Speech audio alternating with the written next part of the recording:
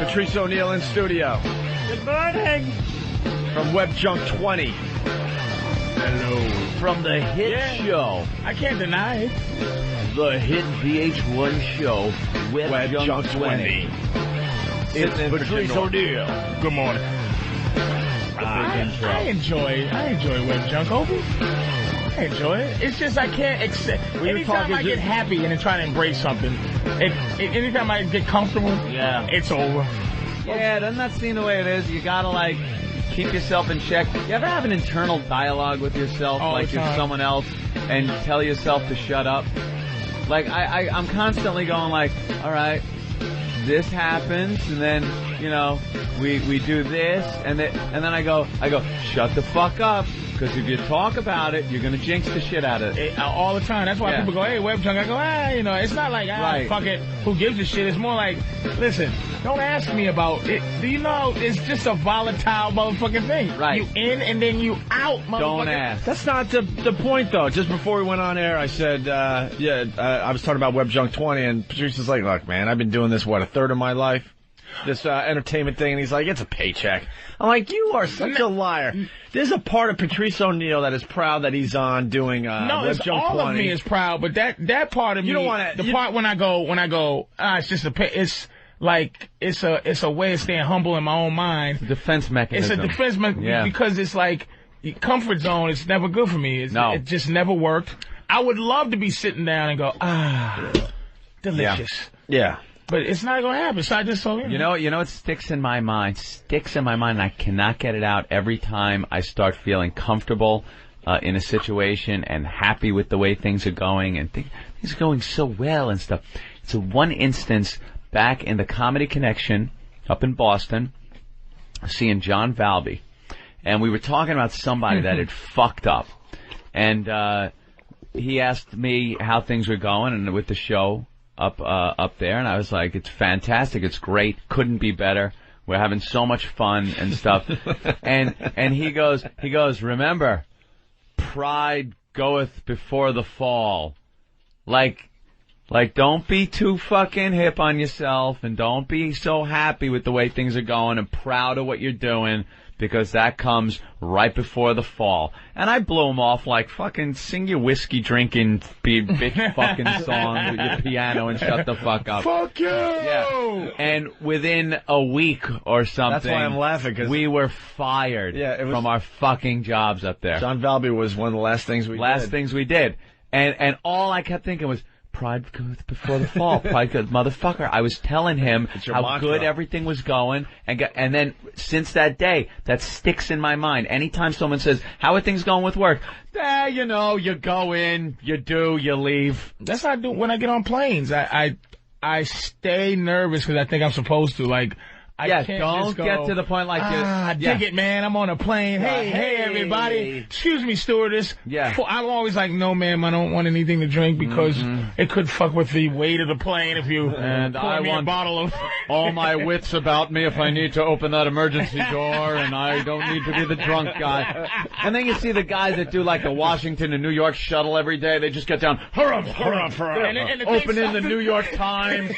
Yeah, the fucking plane is bobbing up and down like a B-52 in flak. And you just want to go, motherfucker. Well, let me see my stocks. Or it's like, God, could you look nervous? You see, wait a minute. I look at those guys in the stewardess when shit is happening on the airplane, and if they're not even flinching, I'm like, all right, we're cool. You use your peripheral to go, all right, this motherfucker's not tripping out, so I'll just pretend I'm fucking Did you hear the fucking shit from the stewardess on the plane that hit the tower? Not the ones that are getting all the press now. No, they have played phone calls from various flights. I've heard a few. So, yeah, there's a stewardess, Asian girl, and she is, right as they're plowing into the tower, and she's there going, yeah, well, there's, a couple of terrorists.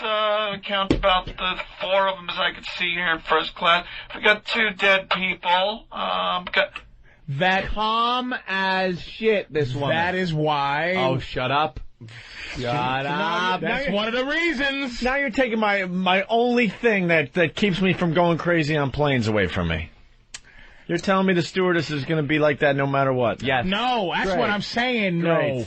that they wouldn't be calm. If there was ever a survivor of a plane crash, yeah, which there occasionally, which is by the way, off the subject, did I ever tell you why they make you tuck your head in the back of the seat? To break your clean neck. up a lot better. To break your neck. To break it, yeah. It's just like so. I watched one of my favorite shows, Mythbusters, and they proved that is one of the most safest positions to be in a certain types of plane crash. Has there ever been a survivor of a fucking major airline plane crash? Ever? Yeah, couple. Very rare though. Especially if they're plowing in the ground at 500, you're done. And you're the point done, to no matter what, you could be doing cartwheels down the fucking aisle.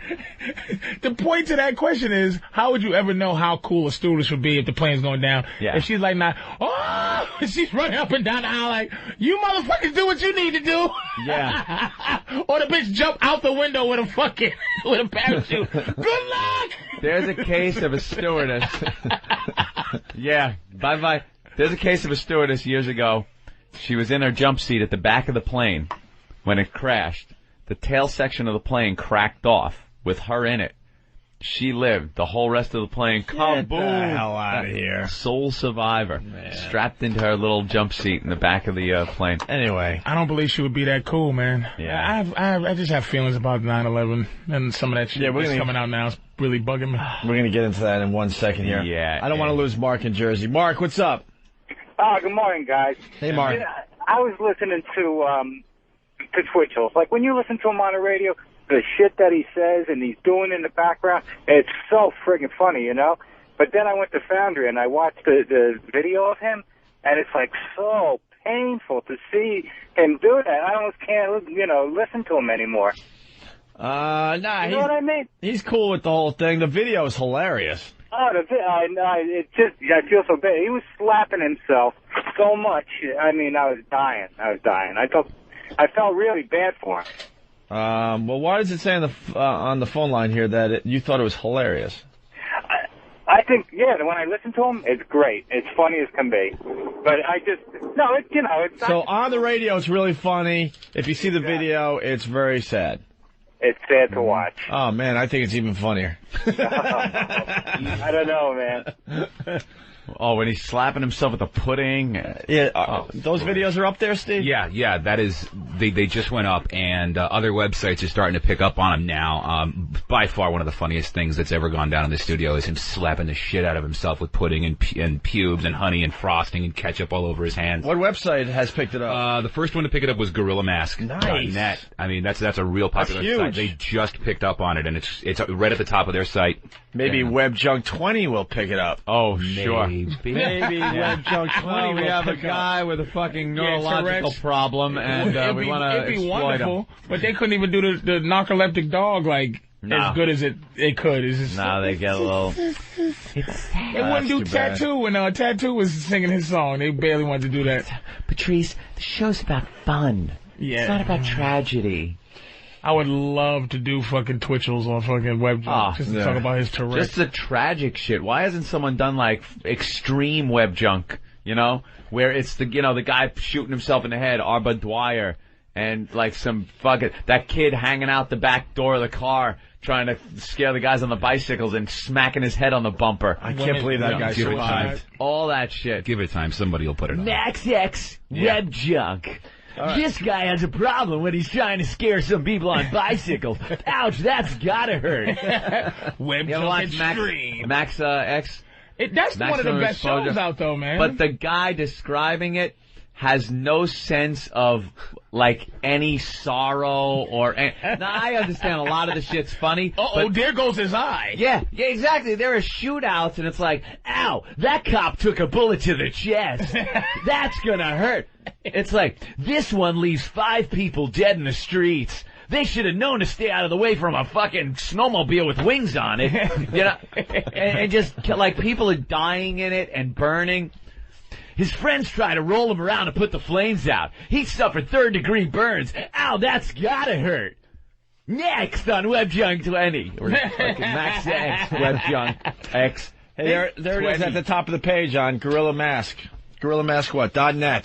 How is it labeled? It says As a catchy thing to get people to click. as if a grown man involuntarily and repeatedly slapping himself in the face isn't entertaining enough. Opie and Anthony smother Lewis Twitchell's I always forget his last name. Santani?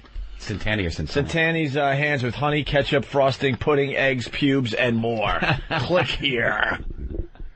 Nice. That is really cool. And Thank you, speaking Gorilla of Mask. these websites, what's the one you wanted me to check out? Because I did check it out last night. Oh, Break. Break. Break.com used to be bigboys.com. Break.com. Oh, they changed? They changed. They got a one-word domain. What's the deal with the video of the guy doing the vault? Is that real? Doing the vault. Right here. Show Anthony this. And Patrice. Patrice, whoa! The monitor almost fell, and it would have been Hawk's fault. Patrice, here's one for WebJunk 20 if you guys haven't used this one yet. Watch this. I know this is... Right? Yes, it's radio. I know it's radio. Loading. That, blah, We'll blah, describe blah. it. We're magic like you can check it out for yourself later or right now. It's break.com. And it's this guy, he's running toward a vault in some kind of gymnastics competition. Watch what happens. Running. That's fucking fake. That is fake. Come on, how is that fake? That is so fake. How can you tell that's fake? Because nobody can vault that far on one of those little wooden vault well, they things. say the vault malfunctioned and he went flying. How can it malfunction? I don't know. Play it again. Play it again. You prove to me this is fake. Anthony doesn't believe anything. All right, but Ant's really good at this. You tell me where it goes fake on us. All right. Get the look. He's Then running. again, this was... He hits the vault thing. It malfunctioned. What do you think? Yeah, malfunctioned. What did it do to malfunction? The spring system went back. It malfunctioned. The whole thing went back. The top part of the vault came off the base, and the spring just completely. I wouldn't think that thing would have the potential to do that no matter what happened to it. To launch you across a room. I don't think it's fake, but I don't remember seeing this clip on any sports highlight reel. You think all the sportscasters would go, and in the globe. And look at this one, people. Well, amazing. Patrice, you should just throw that on WebJunk 20 and say, yeah, it's real. I was there. Well, didn't you guys put on the seltzer bottle or the water pressure flying guy? Yeah, the Chinese water pressure flying guy. Now, I watched Mythbusters, and they had tried to recreate that, and they couldn't get the guy to fly 2 feet.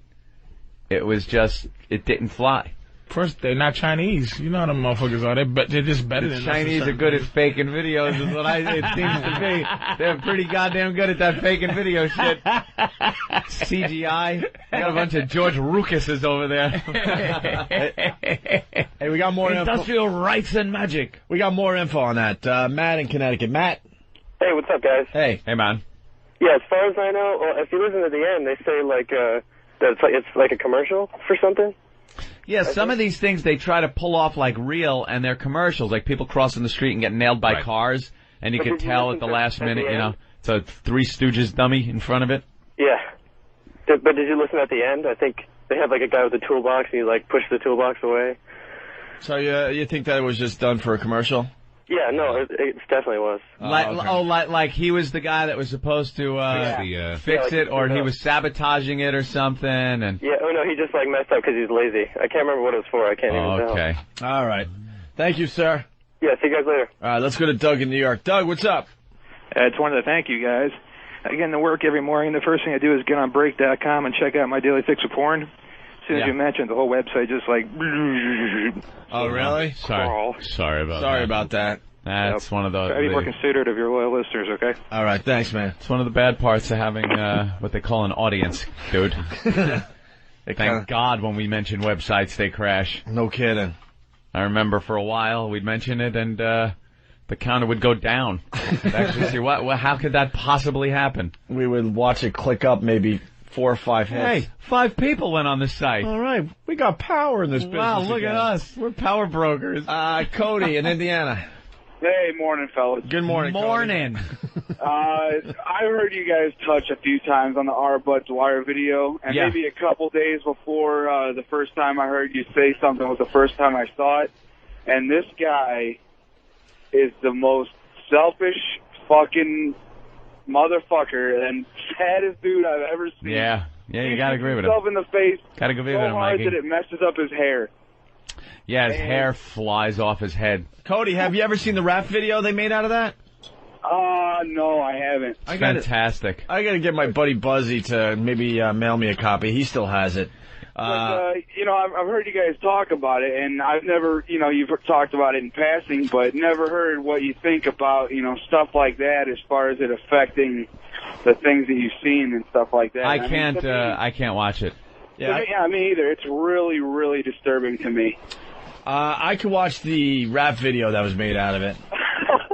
They put that video to a beat, so you see his hair going up and down, up and down. And then they forward and reverse it. Yeah. So it looks like he's dancing almost. Yeah. To the beat of the song as he's shooting himself in the head. It's a buddy of mine moved away, and I left a message on his MySpace that had a little GIF file of him putting the gun in his mouth and then taking it out, and it said, "I miss you so much I could kill myself, but I won't." Oof. Wow. Car crash?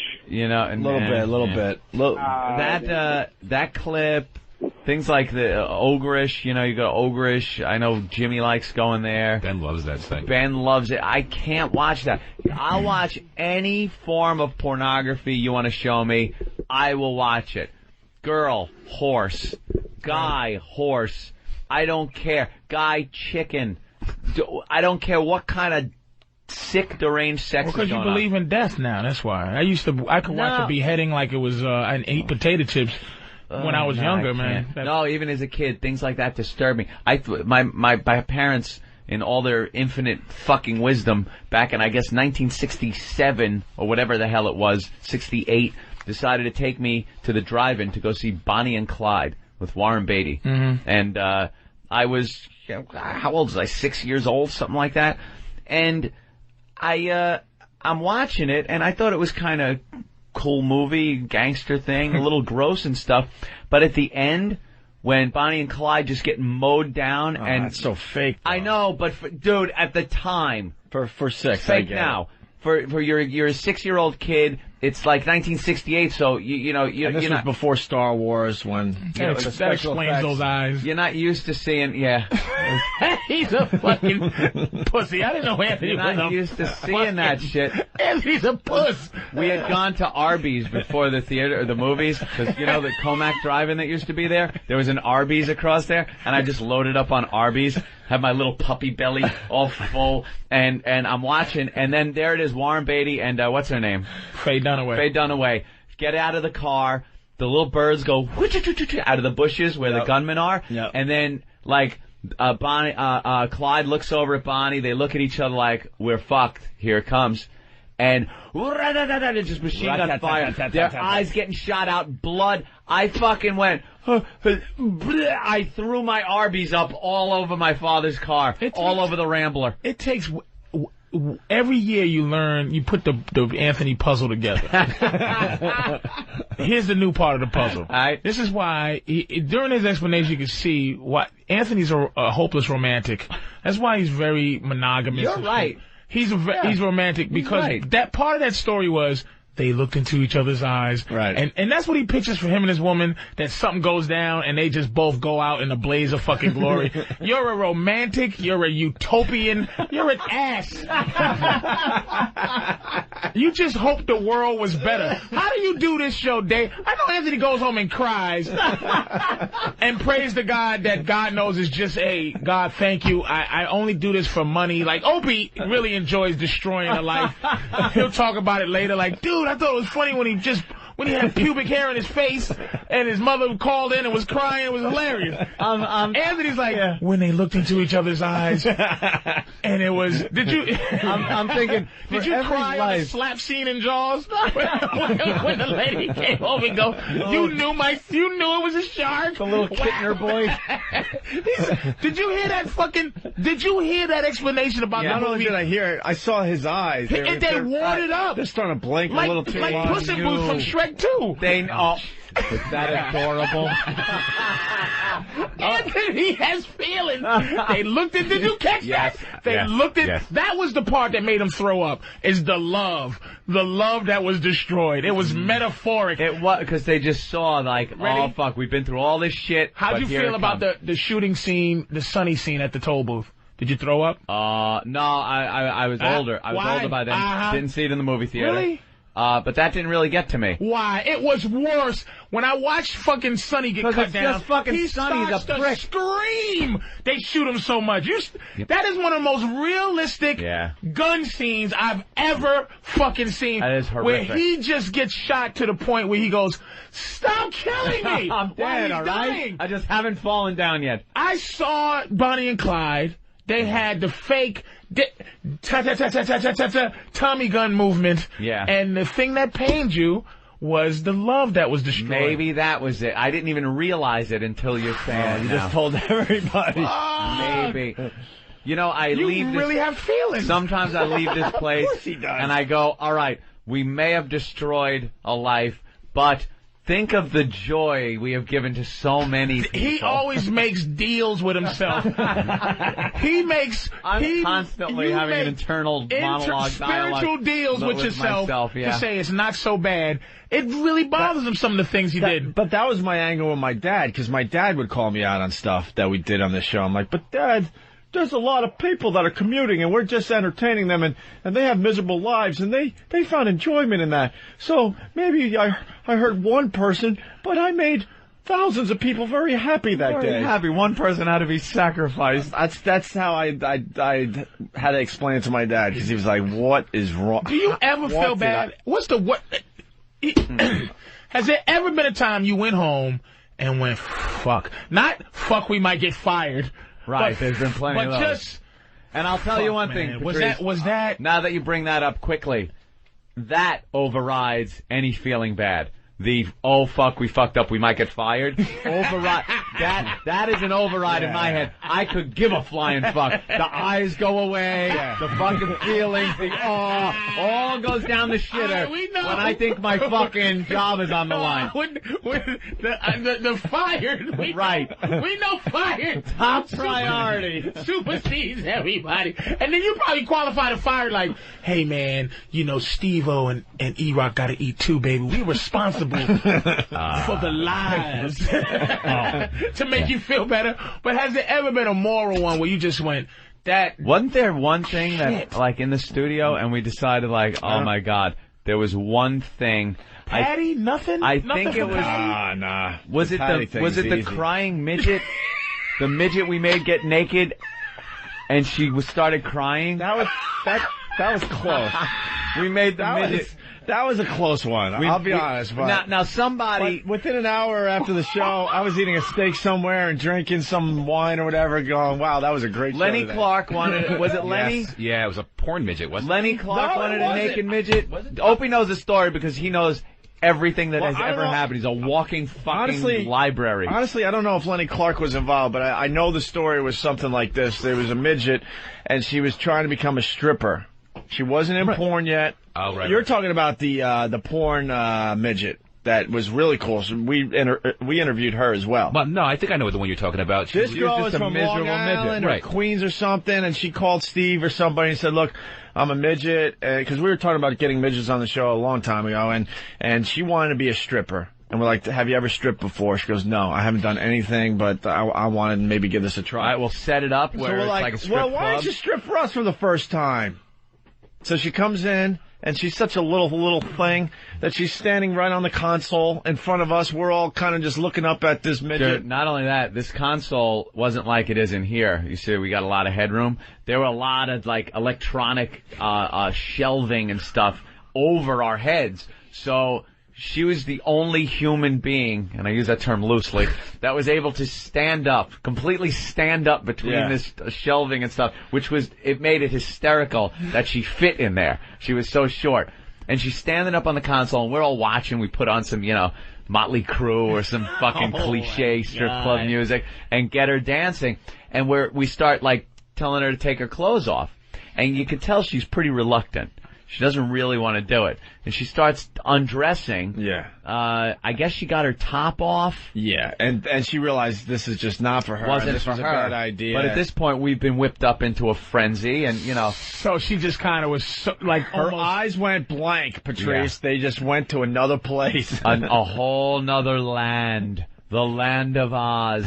And we're, kind of suggesting she take her pants off and she's her just her falling panties. apart. You can see it. Yeah, and she like and she's just in her panties with them midget legs and stuff, and the big Popeye arms. Big fat midget. She got the fat little bent midget legs. All her limbs look like little baseball wiffle ball bats. With that she got them that meat by the knee. Fucking cocktail Frank fingers. Oh God! Oh, and then toes. And then she's like topless, and she's getting ready to like take her pants off, and then she just loses it, starts crying. She starts crying. Says, "I right can't there. do this," and we're just like, She's like, I know I can't. She's trying to cover up with that little fucking hand that looks like a muffin, and she's like holding over her breasts and trying to. See, that's where And it was like we just went like. There. See, that doesn't bother me because I could have talked her into not feeling that way. You know, Yeah. because she had a feeling. Yeah, but there's no fun in that. but see, But your whole anger would have been, girl, you're up there. Just let go of any dignity you have because left. you already being an obscure midget who's thinking about stripping is way worse than a stripping midget. That makes you somebody for a couple of years, bitch. Right. And fetish, a lot of motherfuckers had those midget fetishes or whatever, but that wouldn't bother me. You know, like Patty standing there looking like Auschwitz really bothered me. Like she just was that shivery old mess, and it just bag of bones. And I know by the time when I stopped feeling bad for Patty is when she was. And I'm talking about the mousetrap thing. Yeah, is when she was crawling, and you could tell she was into the thing where she was like, "Oh God, it hit my arm," and then what is that? And I go, okay, she's. Doing it, but just that nakedness right there, that fucking got to me. Yeah, a little bit, man. You can't feel for someone that doesn't feel. Thank you. Thank you. Jesus Christ. My latest quote.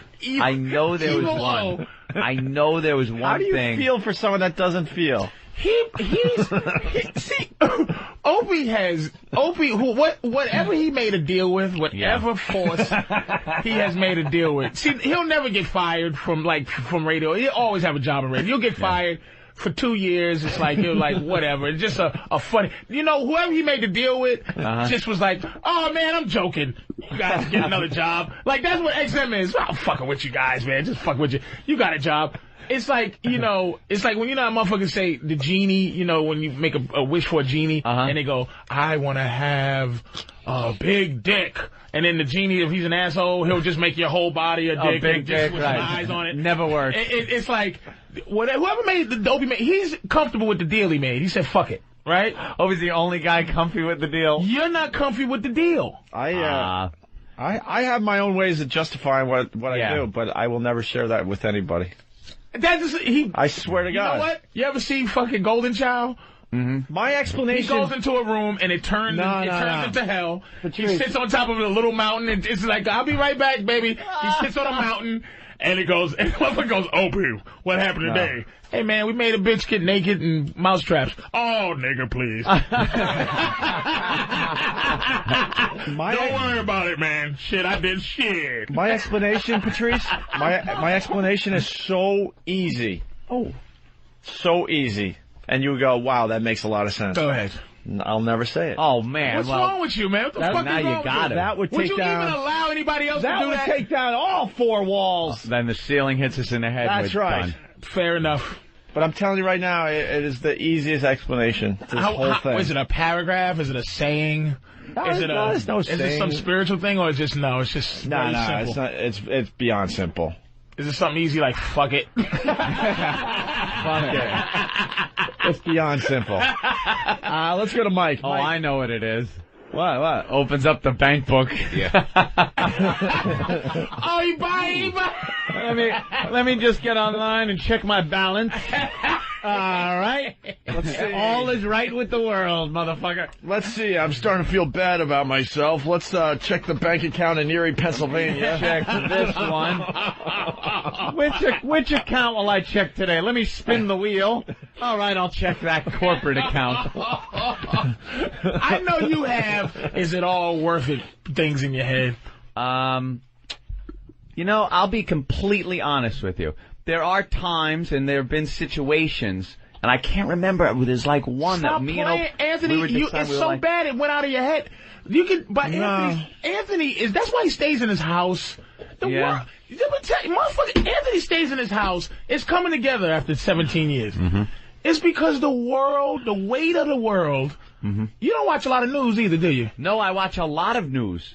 And it doesn't bother you? It does I would have thought me, that you don't watch the news, you don't come out because even homeless people, you want to give money to every homeless. You want to help. Oh my God! You're making me too simple now. Not simple, but you have. No. Your explanation is too simple now because I don't fit into the mold you're trying to fit me into. I almost fit. But they're like, well, I can't get the arm in there. What the fuck is it? There are a few things that make no sense with this picture you're putting. Homeless people, I could give a flying fuck about them. And Patrice, I feel no guilt. I get annoyed at them. I dish out to the homeless. Absolutely. That's why you'll never understand this relationship in this radio show. Just when you think you got it figured out, you're like, what? I swear to God. When I see those guys. So perhaps the staff should dress in stinky clothing when they go out to dinner with you. Yep, a little more complex. Just a little more complex. I'm not far away from utopia. I have some sympathy for the pains of the world. Yes, I do. I feel some sympathy for the pains going on in the world. You're like a middle-aged Italian version of the Green Mile nigga. Oh, like a fly is coming out of my mouth. Here's the question today, and the guy just hung up on us. What's the worst thing Anthony has done in this show? Because if you ask that question about me, there's a million that come up. You've done some horrific things too, though. Yeah, I've done some bad stuff. That you started? There was a time when we were in Boston, Anthony enjoyed calling funeral homes. Oh, right, and okay. asking to talk to the deceased. Yeah, you know how they list the funerals? This is a funny bit. And original, goddammit, thought this up. You go through the obituaries, and they list where and when the service is going to be. So when the service is there, you call up, and whoever answers, you go, like, is John Smith there today? And they say yes because he's laid out there. They think you're asking, obviously, you're asking if the body is there. Because, is John Smith there? I say, yes. Could you put him on the phone? The silence, the dead silence. Deafening silence. That you just get, and then you get, yeah, he's there. Yeah. Just put him on. I really need to talk to him. He's the deceased. You get like this puzzled fucking, and we laugh our fucking ass off. We laugh and laugh and laugh. The Alzheimer's home that we called, the thing. Oh shit! You know, that was you. That was you. Yeah. Oh, fun stuff. Was that your idea to call the Alzheimer's thing? I don't know whose idea it was, but it does count. I did it. It counts. What do you mean? When we called old Bill, the Alzheimer's clinic. Oh, that is like... Hello, thank you, please. You've heard this, right? No. Oh, my God. Is it even on this version? 4 or 3 old biddies at this Alzheimer's helpline and called up and just made them feel so badly for this poor old lost guy. You've never heard this? No. You've been with us for years. By the way, someone is calling you out saying that you were there for the dancing midget, Patrice. Are you shitting me? Patrice was there? She wasn't crying? That chick wasn't crying? The one that stopped dancing in the middle of it? That chick... And that's why I don't remember. It didn't bother me. That chick was crying? Dude. We had to stop the bit. I was there. We did stop the bit. I was there in the fucking room. Holy shit. Wait, but Nicole Starr might be the porn midget. That sounds like a porn midget name. There's a confusion here. Because we got to... I was there during a Get your fucking midget straight. Is Nicole Starr Nicole Starr was one naked midget that was on the air. Yeah, of course we've had more than one naked midget. That's the one I'm thinking of. I think that's the one he's talking about. God, where else can you hear an argument where guys are like, well, Jesus, we had more than one naked midget. No, it wasn't that midget, motherfucker. Right. I remember what midget it was. How do you have arguments over which naked midget? Fucking I was at a midget very early in the time I started coming doing the show. And that's what I'm saying. It didn't bother me. Yeah. All right. Nicole Starr, the naked midget, What's this? A porn site midget with morals?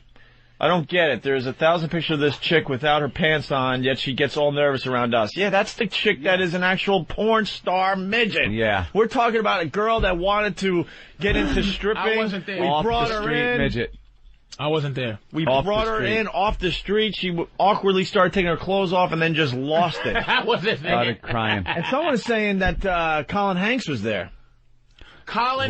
It was Colin Hanks and Jack Black. Jack Black. All right, that was with the porn star midget. Right, that was porn star midget. All right, see, everyone's getting it confused. By the way, 2 more guys, we were talking about this yesterday, that no longer do the show. Oh, hell yeah, forget about it. Jack Black. You'd never get Jack Black. Used he to was do our plugging show. Tenacious D back then, that was it. Jack Black would come in and do our show every time he was in New York, and we haven't seen him in years. His biggest movie then was that... Act. Where he played the soldier, yeah. And Tom Hanks' son came in, and it turns out that he was such a huge fan of the Opie and Anthony program, he was getting bootleg tapes of our show sent to L.A. And he came in, he couldn't believe he was on our show. And now he's blown up. He was in King Kong. He was in King Kong as well. Yeah. I don't think he's blown up yet, though. He's getting there. He's in the shadow of death. You never know. Maybe we'll get him. Nah, we're done. I think it's possible to get Tom Hanks' son again. Yeah. I think so, but maybe Tom's probably like, look it. Yeah. Don't fuck up Da Vinci Code for me. Grew this hair like this. I gotta fucking walk around like this. I want it to work out. This is the question today, though. What is the worst thing Anthony has done on this program? I'm trying to think. Some people are saying this. I'm going to play this for Patrice because he's never heard it. But here's how I qualify worst thing, though. Mm-hmm. Participating. Yes. In Opie's evil does not count. To me. Oh, no. Because like Anthony, some of the evil. No. Some of the evil, he's right there with me, man. I know, he's talking about initiating. I'm talking about I'm talking about, it's like gang mentality.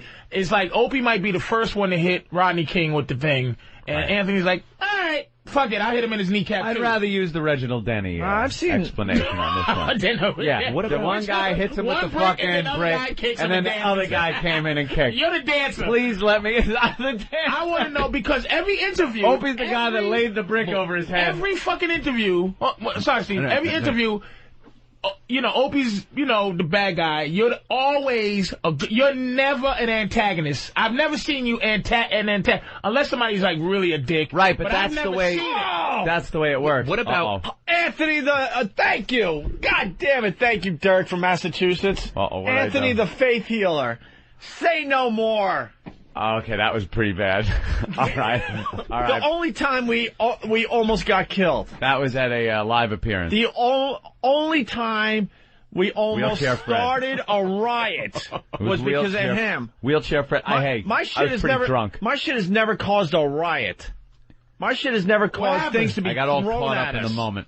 We were at a live appearance up in Boston, and we had a character on the show. He's been on this show, Wheelchair Fred. The guy had a motorcycle accident years ago. He sounds like he's retarded. He talks like this. You can barely understand a word he says. It's like his throat was crushed. His legs were twisted apart. They put him together all fucked up because he had no insurance.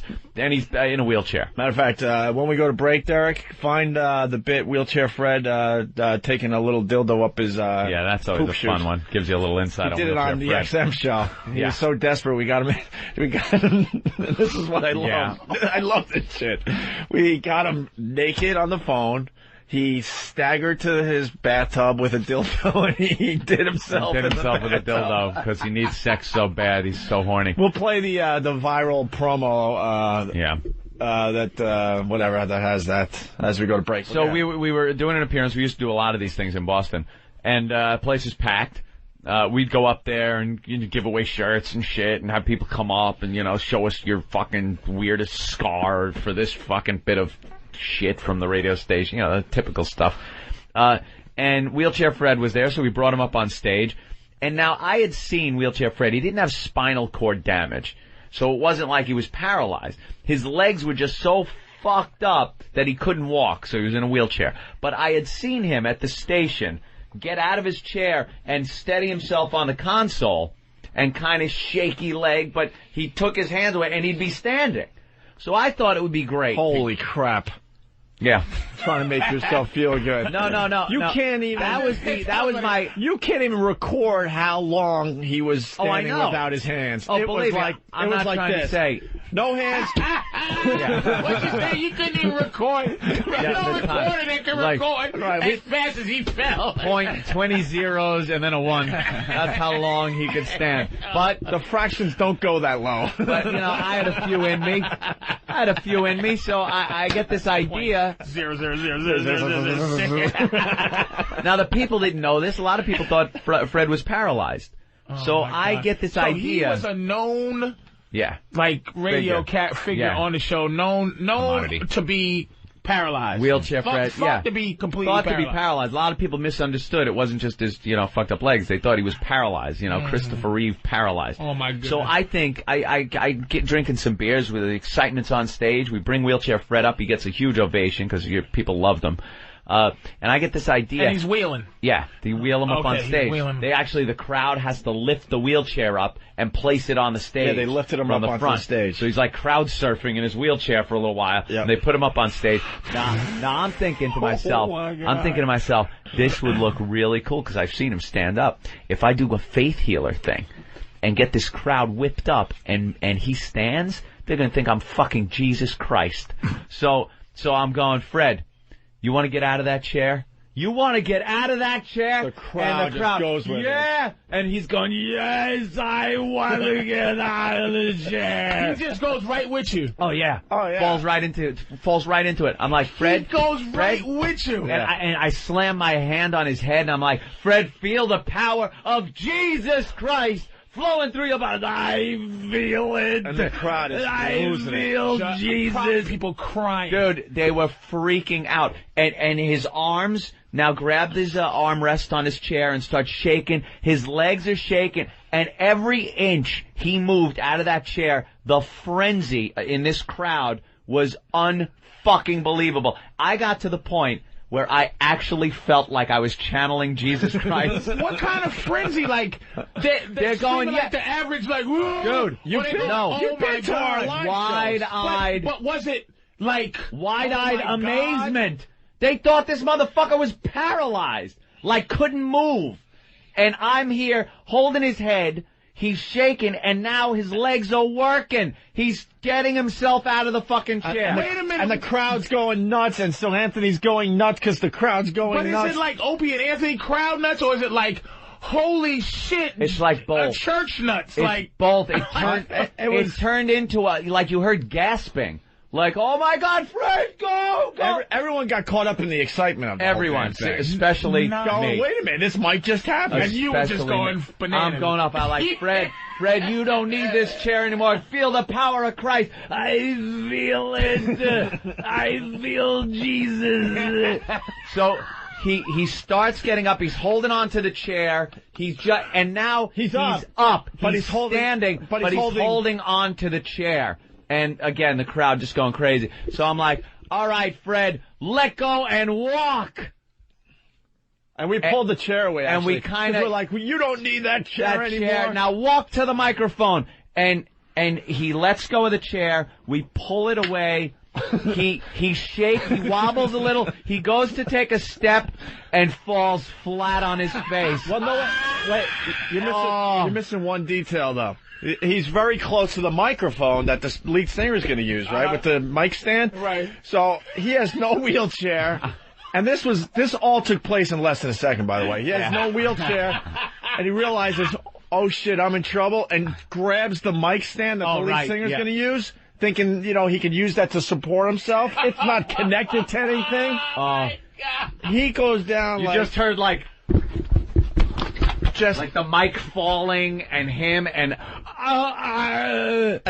then just feedback from the microphone, and then, dude, we're just silent, dead silence in the crowd, and then you'd hear like from the middle of the crowd, you'd hear like from the middle of the crowd, you motherfucker, you're a fucking asshole, dude, you fucking guys.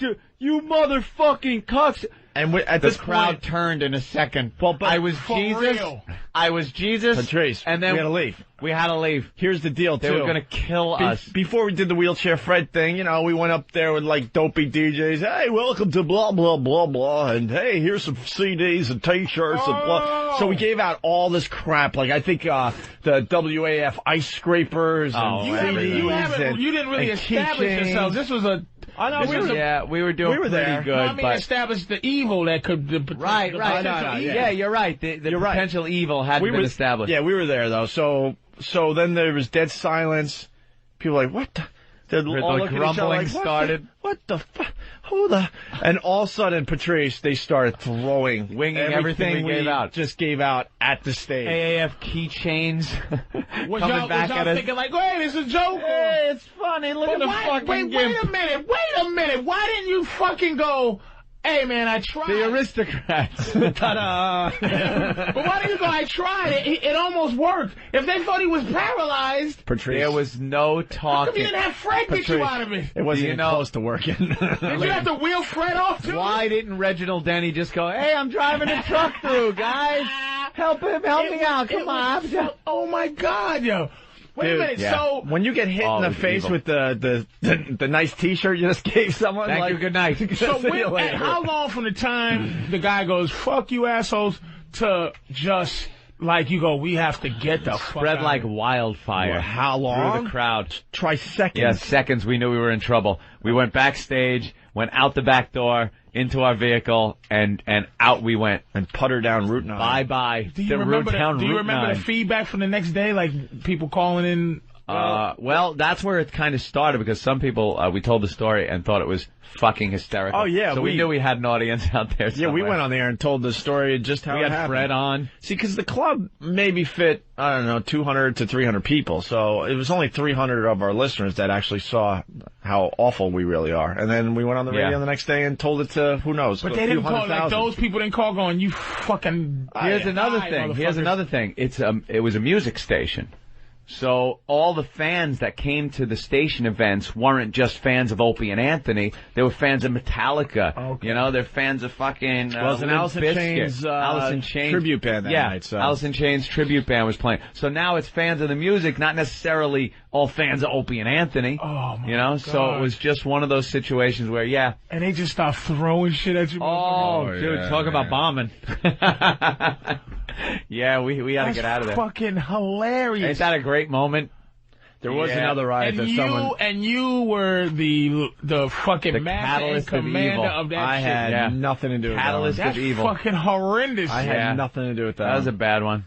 We also, I forgot, we started a riot in Framingham, too, where cops had to show up, and we were with Fred Durst, of all people, before he blew up. Oh, yeah. Another guy that used to be on our show all the time, before he blew up. Yeah. There's been a couple.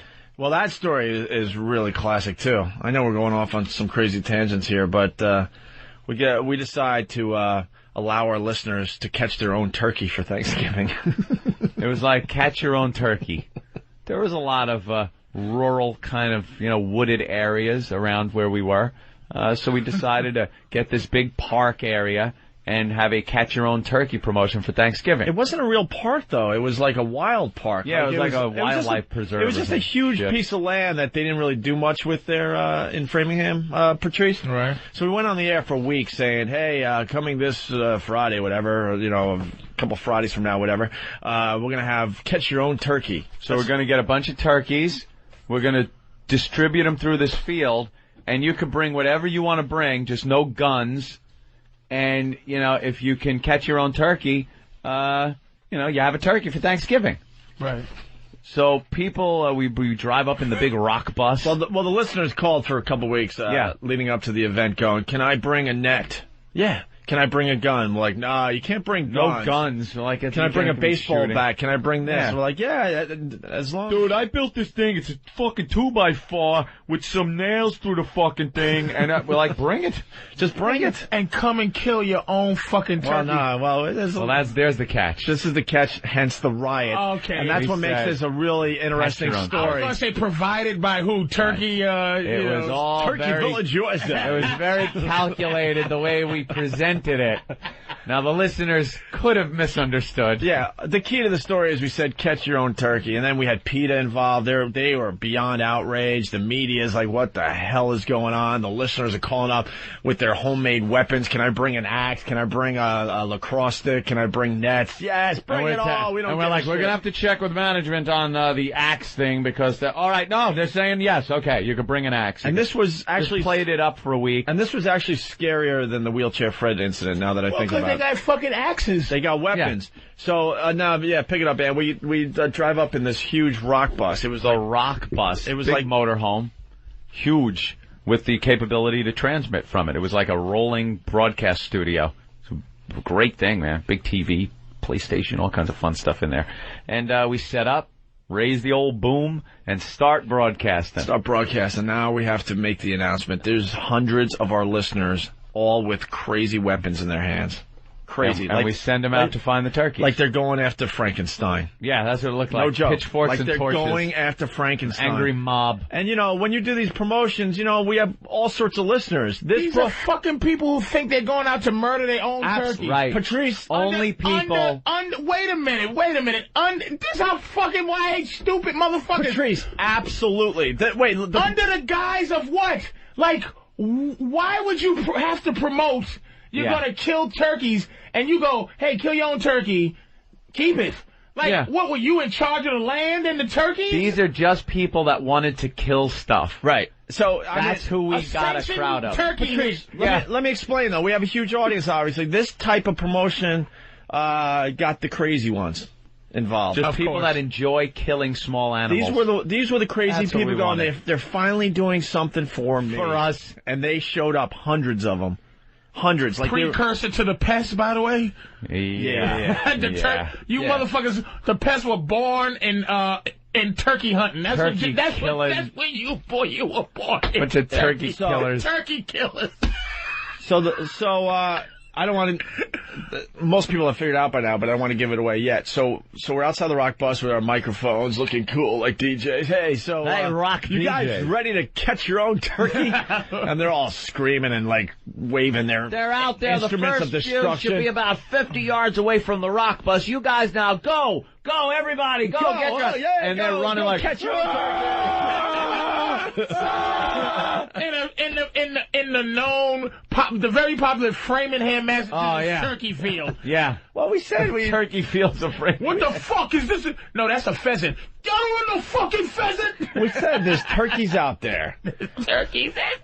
So there's turkeys. There's turkeys out there, motherfucker. So Aunt and I wait till they see what we did, and we're laughing because we're known for our pranks, The first guy that comes back. So all of a sudden it starts to hit these people as they're out in the field, and they're an eighth of a mile out there. They're far from the rock bus now, and all of a sudden they start finding paper turkeys. You ever see the turkeys that you use as centerpieces on Thanksgiving? Right. They unfold, and they got the big paper tail. I thought you were going to have them already dead, and I thought I was thinking dead and frozen. Not even frozen. Here's the bit, though, but we couldn't explain it because it would ruin the whole thing.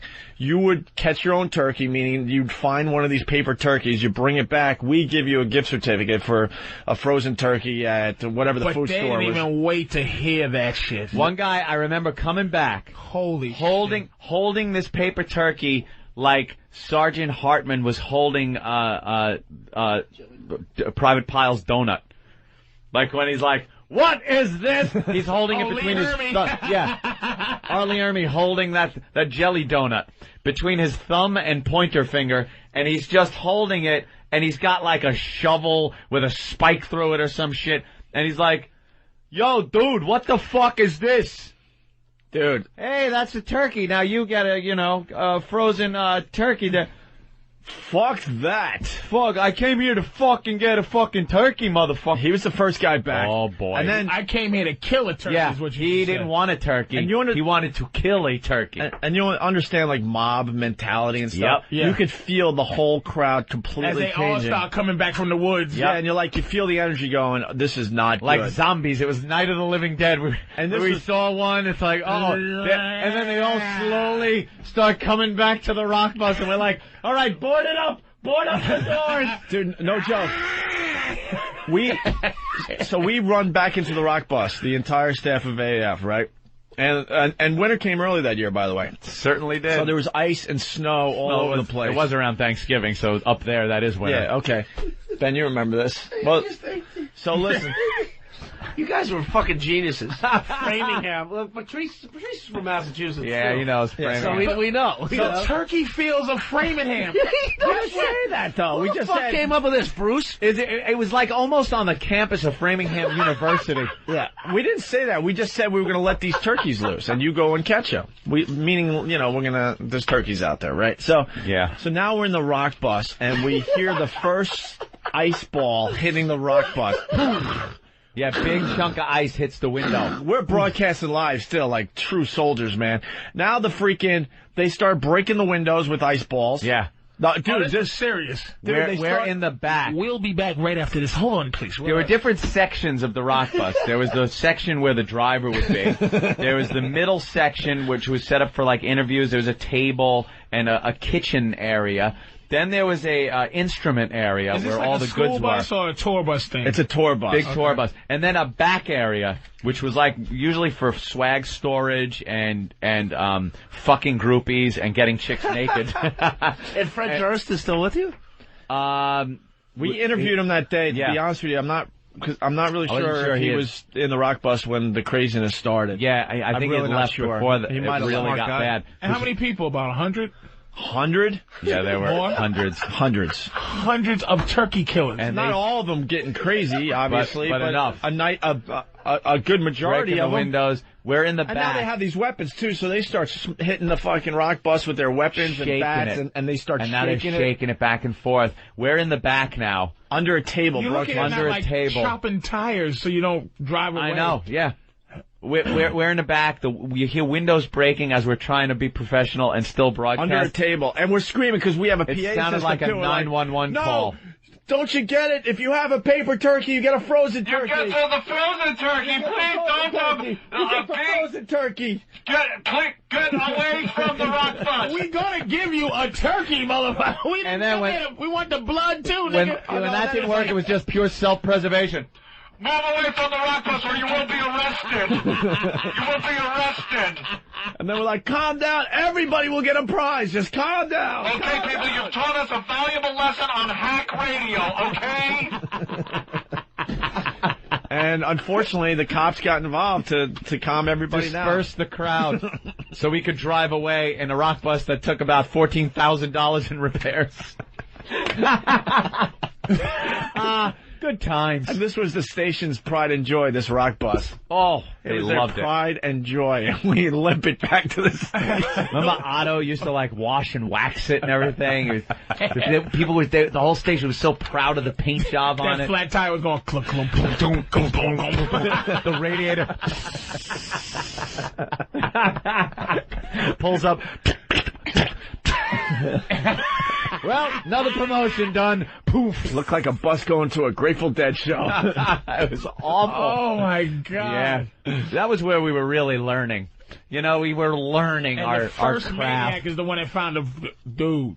Well, we Yeah, learned. came back. Dude, what the fuck? What is that? And then we went, uh-oh. I wanted a fucking turkey. I want a fucking turkey. I'm trying to fucking test out my butt, you fucking... Actually, it was a learning process, because then we realized you can't do this stuff to the listeners. You got to get them on your side and then do it to the other people, other radio now stations. let the other radio listeners hosts. enjoy what it's like to Why fuck are we people beating up over? our own listeners? Right. And that was the lesson you learned that day? Light Oh, bulb. without a doubt. Like, Bing. wait, a minute. These guys love us. Was Could there you no- imagine the listeners in the bus with us looking out the window at poor fucks going, what the fuck is this? The listeners would love it, being part of it. So then we brought them in. Was there no precedent at the time that said, don't do that to your listeners? Was there any mentor that you guys had? I don't remember that would any say- real riots like that were against the hosts. We just didn't give a shit. Yeah. We just didn't give a shit. You'd think we didn't give a And shit. they knew it. The management of the station knew it, but the ratings were getting so good they didn't know what to do. Let's say hi to Greg on Long Island. Greg, what's up? Yeah, hi. The only thing I hate about you reminiscing or saying about all of these, skits and everything is that it's so difficult for you or anybody to come up with these ideas in the first place, and then you only do it once, and then you let it go, and you can't quite do it again. You don't want to beat it into the ground, but no, you can't do bits that they already know the outcome to. Yeah. Right. But if we do the turkey bit again, people are like, oh, this is the turkey bit they've talked about. And honestly, we've talked about the turkey thing many times on our show. In the wilds of Central Park. Yeah, so we come up with other bits all the time. I mean, our Twitchell's bit from yesterday is going viral. It's all over the internet today. The video of him slapping the shit out of himself. Just to come up with one recent example is when you put stuff out on the street and you were yelling down at the ones that were picking them up and stuff. I mean, the stupid company was I don't know. They were signing Oprah, so they got paranoid, and they took that bit away from us. So that's the only bit, by the way, they've taken away from us. I know. We loved it. And we absolutely loved it. We're going to try to get that one back. The lawyers got involved. I can't even tell you how many bits you come up with that you don't even do. You know, like Opie says, oh, we could go down to the theater and do this and do that and go see the movie and whatever. Sir, if I could be honest, you never do it. Right. If I could be honest with you, though, if we went through all of our tapes of old shows, we constantly did that. We'd bring up things and go, yeah, let's do this, and then never did them. Do you understand when you're a creative person, you come up with hundreds and hundreds of things you never do? Yeah, you just throw it against the wall. Like, think of your favorite band. You don't want, they came up with all sorts of stuff that they never actually recorded because then they're like, you know what? I don't know. I don't know if that's going to be our stairway to heaven. You come up with a bunch of stuff, you do one or two of them, and you move on, and you're constantly coming up with stuff. But we'd love to do the sidewalk thing again. Yeah. That'd be cool. But that's my point, though, that, there's a couple of times that you say, we had nothing for the show today. That would have been perfect time to come up with, sir, you're talking old school now. I mean, I can't remember the last time we've had nothing for a radio show. Yeah. Well, we've joked about. I'm saying, maybe you had an hour to kill or something, right. and I think personally, and I haven't even discussed it with Opie, but I could see us doing the 55-gallon drum challenge again sometime soon. Another perfect example. Sometime soon. Yeah. I think that'd be a good thing to do. We got a few ideas. Because it's clean. It's dirty, but I mean it's good. It's nice. See, and he's referring to going to see Brokeback Mountain as a show, and then it was just stupid. When we saw the movie, it turned out I didn't see the movie. It wasn't really a movie that you could take a bunch of our listeners to and it would be fun. Right. It was really kind of a long, drawn-out movie. Right. It was a love story. Of the fuck scene, I mean, our crowd would have been, I'll tell you a bit we're gonna asses off. But I'll tell you a bit we're gonna do soon because we've been talking about this in the back office. We want to get some desperate girls in here that really need money really badly. Money Snatch. And a version of Money Snatch, which involves mousetraps. Yeah. We're going to start recruiting girls for that in the very near future. We need the desperate ones. How about trying to get a pregnant girl to deliver on the air? We did it. We tried. But it never happened, though. Yeah, we did and that was years ago. You could rehash that one. We did it. This is Captain fucking Precise. I know. Jesus, nigga. How much did you want? All right. You know what I like? Girl smoking cigarette out of vag. Yeah, that was Remember her? That was cool. That was good. You know what I like? Girl launching bottle rocket out of Snatch. Danny's got a brand new idea. Danny! What did he come in and run away for then? No, he emailed me this idea the other day. How's the bald spot on your pubes? Well, I really didn't take too much off. You didn't? Just a little off the top, sir? Exactly. It looked like a lot more than it actually was. Just the frizzy split ends? Exactly. Precisely. I don't think you've ever shaved down there. His real hair looks like pubic hair. Yeah. You ain't kidding. Believe me. Danny's hair is drier than ball sack hair. That was Twitchell's. Terrible. Twitchell used Danny's pubes yesterday and smacked his face with it. And then he was going... Danny, would you like to tell everyone your idea? Okay. All right. Well, I can't get enough of that Deal or No Deal with Howie Mandel. Right. So I was thinking we can get some homeless people in here and play something called Meal or No Meal. And instead based on the name alone, it's a winner. It certainly is. I mean, obviously we wouldn't have $1 million prize. Instead, the top prize would be a meal at a nice restaurant, maybe like the Red Eye Grill down the block. It's a nice place. Uh-huh. And that would be the top prize. You can't send the homeless to the Red Eye Grill. Why not? It's fancy. Just give them money for McDonald's. But it's got to be like that. Money for McDonald's can be a prize too, but one of the lower ones. Yeah. Well, I was thinking even lower than that. I mean, really? Yeah, like a can of Coors Light. You know. Well, that's probably that. They probably appreciate that. Well, so what would be like the lowest prize? A penny? Oh, like a comb or something. A comb, something completely useless. Something that a homeless person wouldn't even want. Right. You know, a pair of new underwear. Yeah, exactly. Yeah, that could be socks, exactly. Well, if Keith the Cop wants to play Meal or No Meal with us, we could do that one. And then the top prize, dinner at a really nice restaurant, because that's like $1 million to them. They want cold hard cash, though. I say you go cold hard cash. You know, like a 10 spot. You gotta make it the homeless guy's version of $1 million. $10 ain't that. $100. 100 ain't that. 100's that. 100's that. A night at the Four Seasons. They're not gonna. They don't want that. Yeah, that's crap. the thing about meal. They don't you want ever try that to give a homeless shit. person food? They get mad at you. Get the fuck out of here, man. My stomach's all tore up. Like, maybe Don Perignon, like a really good booze. bottle of that of doesn't some even kind. matter to a homeless guy. I'm telling you, Their they just stomach want- has to like be in. After you drinking fucking Manischewitz, if you drink like some great champagne, it's like your stomach must be like. It might up their pride, and they might want to just drink that. Oh, now I'm going to have to get a job so I can afford this good stuff. You never know. They want cold hard cash or alcohol. That's it. Not expensive alcohol. You don't think anyone eats? We're going for food? Yeah, let's, all right, we should take a break. Hey, the Alzheimer's thing, that's what we're getting at. Okay. Old Bill. So another crazy thing that Anthony has done, he decided to call the Alzheimer's hotline. And I wanted to see, because how many regular people get to see what goes on when somebody with Alzheimer's calls the Alzheimer's Crisis Center? Right. And is that for like somebody who knows they have it, or thinks like sometimes I think I have it when I just can't. I don't have the resources. Name or something. Nothing. Right. Where you just go, oh my god. Blank out. I've been doing that since I've been like 7 years old, though, so I know it's just me. I get this part of my mind where if I had 2 seconds to think about it, I could get it. But on radio, you gotta because that's why I'm constantly going, that guy from that movie. You know, I can't pull it out my ass that fast. All right, so it was two older ladies, Patrice, that were manning the hotline. And poor old ladies, all they wanted to do was help this poor guy. All they want to do is, in their spare time, do a little good, Patrice. Do a little good, a little helpful work with the Alzheimer's patients. And called as, they call my name is Bill. Wait, they call my name. They call my name's Bill. Yeah, and he just wants to go to L.A. so he can eat at one dumb sushi restaurant.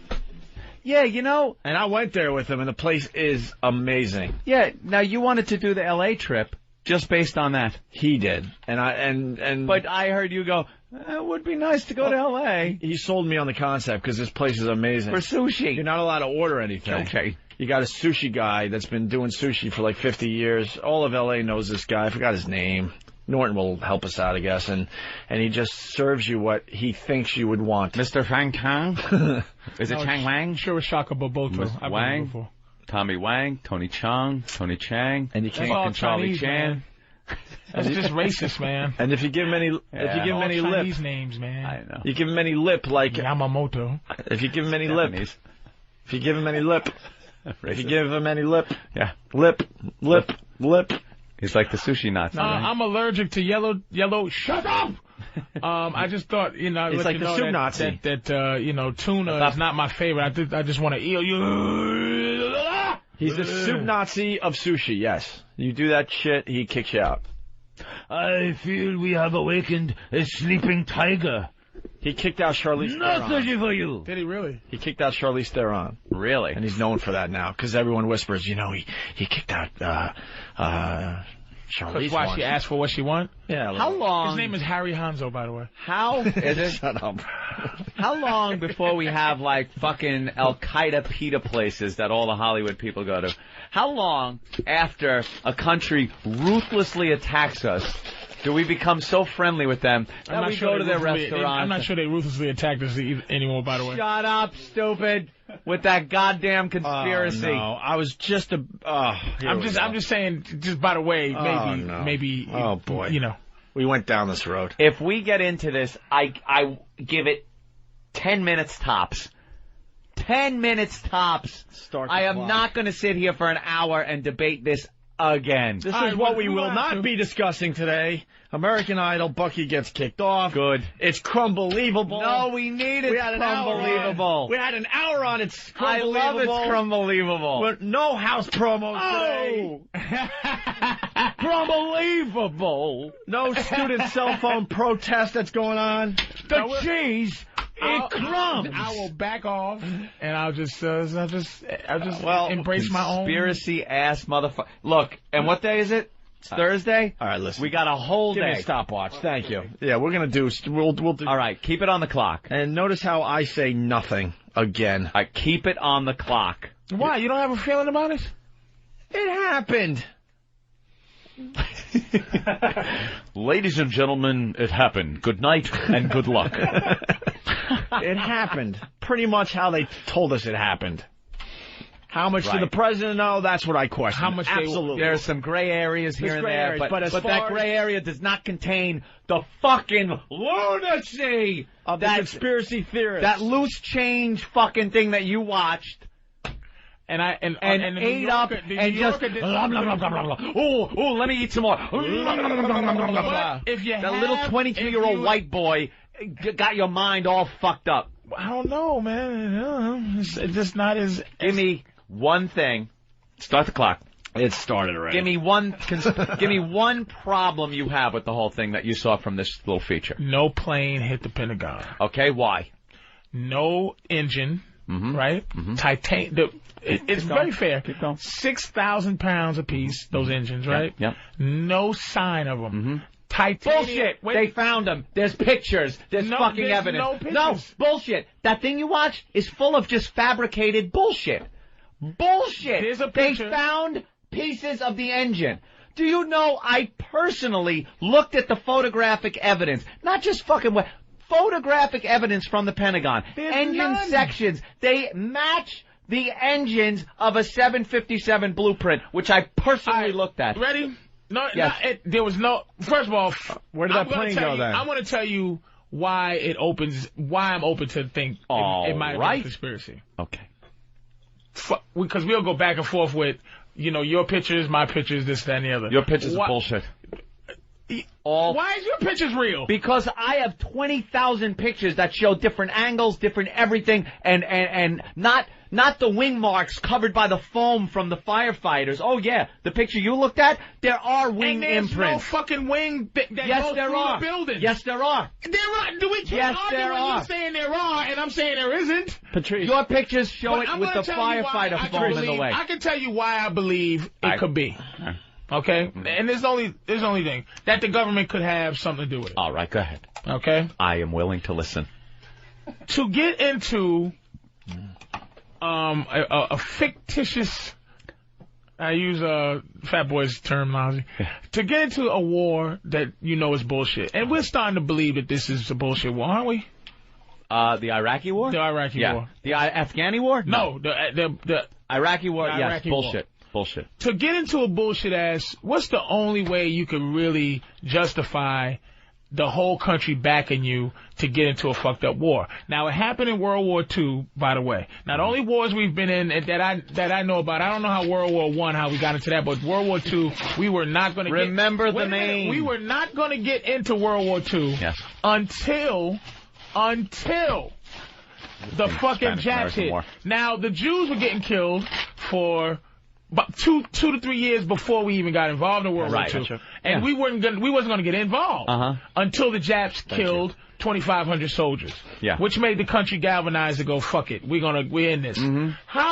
What other way historically, unless we're involved with the Russians, and all the other wars were in every other war after World War II was just us being involved with the Russians, meaning it was all commie shit, right? It was us not fighting. It was really a war between us and Russia, but we were using other motherfuckers. We to can't fight each other. That was the Afghani war. That was Korean war. That was Vietnam. Yeah. All of that bullshit. But this war here. The only way that we will be able to, that the president or whatever will be able to justify going into Iraq the way we did it was if the whole country was fucked up over some event. So I'm just saying No. Not to offend anybody's family, but I'm saying that I think maybe the 3,000 people that died during World Trade Center was collateral damage so that they can justify going to war. And WMDs.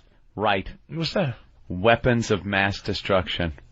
There was the reason. WMDs. But they had to use now. Wait, look what they're doing in Iran right now. Okay. Right. Right. Say what I do. With how easy it is for them to go. These motherfuckers are the new motherfuckers. Right.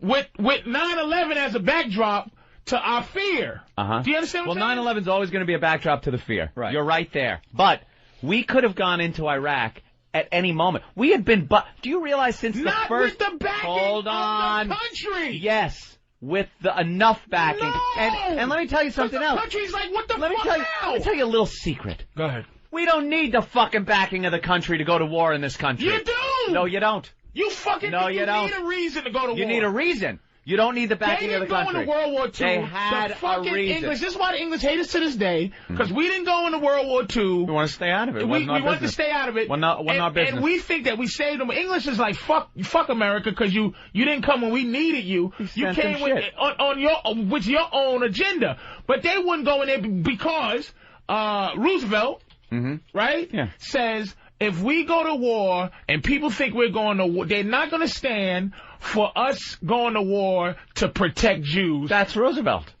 But Bush is like, we can't go into war for bullshit. So we have to make it's possible. And again, Osama bin Laden takes responsibility for everything he does, didn't take responsibility for the fucking planes. He absolutely did. Bullshit. He did. He never said Yes, I he had did. something to do with that. He said, fuck it. Good job, whoever fucking did it. But he never said he was involved. Did you read the 9/11 Commission report? No, nigga. Read the motherfucker. Anthony did. Did you read it? Read that whole thing. It spells it out in such simple But that's terms. like reading the other report for Kennedy. What's the other motherfucker? The Warren That's like saying read report. that and going, that's it right there. It's nonpartisan. It's just they took the facts, they took interviews, they took tape security fucking shit of the guys, the terrorists, and walking into the fucking plane. Why do we they have that shit? Why don't we plant the WMDs then? Yeah. If he needed the support of the country, wouldn't it have been a Just lot plant easier? weapons of mass destruction in Iraq. Why not? How much more easier is that than killing people? Enough. Why was The Kuwait enough? Holocaust wasn't enough to go to war. Why was Kuwait enough? We were all rah rah rah, fucking go in for Kuwait. Who gave a shit? But American flags everywhere. It was a different. We were going to protect. We weren't going offensively. You understand what I'm saying? We were going defensively, and we had to defend ourselves. That was the first fucking war. Right. Now, I'm not saying that, but we didn't just indiscriminately go into Iraq for our own shit. Now, I'm saying that you need a big reason to do, because right now, even conservatives, even motherfuckers who hate Bush or love Bush are like, oh man, this is some bullshit. Yeah, the war's bullshit. It doesn't mean that the 9/11 was a conspiracy. They're two different fucking things. You don't do you think there's honestly think one thing that could be? Do you honestly think the government? That fucked me up, dude. No, that fucked you up because you were being misled. What's the problem with the building?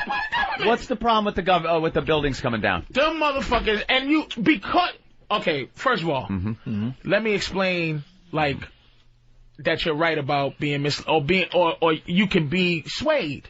Yes, you can. During the emotion of 9/11, it was like, you're not thinking, I'm a rational motherfucker, but I'm not rational enough to go, God damn, these buildings came down, look like they was tearing down Kaminsky Park with the way that shit, like the way it fell. Right. And then the thing on this loose change thing that no history, there is never in the history of all buildings have two fucking skyscrapers fell down. Hey, Patrice, by the way, there's never been fucking Empire State Building. Yeah, no shit. A B-52 bomb. No, a B-29. It was B-50. It was not a B-52. It was the numbers important? Yes, it is. Okay. Very important. Very important. But they had bombs on the motherfucker. Big motherfucking plane. And they had bombs on it. It hit the Empire State Building. And the Empire State Building was built in 1920 whatever. Thing with the old school. But it's brick. That's what bricks a lot hard. The way the Trade Center Brick is a lot yes, worse than what? yeah, Steel? Steel, right. Yes, absolutely. Steel gets affected by heat. And don't give me you need 3,000 degrees to melt the fucking beams in the Trade Center. You need enough heat to weaken the structure. That's what happened. So weaken it was the top of the building, and it all comes crashing down. The fucking thing like broke. Dominoes. The fucking buildings, and this proves it. The buildings came down, started their descent at the point the planes went in. That's why the second building that was hit fell first, because it was hit lower in the building, more weight above the fracture, and that's what brought that one down. You think they planned that shit out? You think they went in and planted fucking explosives while some guy is trying to sell stock? Bring. Hello? Yeah, cell 23 shit. Oh, hold on a minute. Excuse me, what are you doing in my office? There's a problem with the air conditioner, and I have to plant some C4 in the motherfucker. Okay. Yeah, so what I say is sell. I'm not that delusional. Metal buildings were not brought down. You're right in the history because fucking jet planes have never flown into them. We don't have a litmus test for what the fuck happened. But what's the? All right.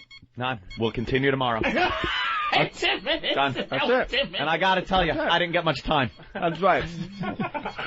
We didn't even get into the blueprints that he studies and everything. But that's what I'm saying. It's not as easy as 10 minutes. You thought you would just discredit the whole thing in 10 minutes. All right, final thought. My final thought. Go ahead. A lot of this propaganda shit on these conspiracy things are wrapped up in nice little web-based fucking little flash things that these 22-year-old assholes put together. Mm-hmm. In order to find out the truth, you need watch that. You need go on and do research about airplanes, about the Pentagon, about the buildings. Watch Discovery, the construction of the World Trade Center. Watch the takedown of the World Trade Center. Watch what happened to the floors, how the place was constructed. The exoskeleton was the major Supporting factor, aside from the center but it didn't elevator. It didn't fold in on itself. Those cement floors fucking fell. Those cement floors were suspended by metal beams which spanned the entire width of the building.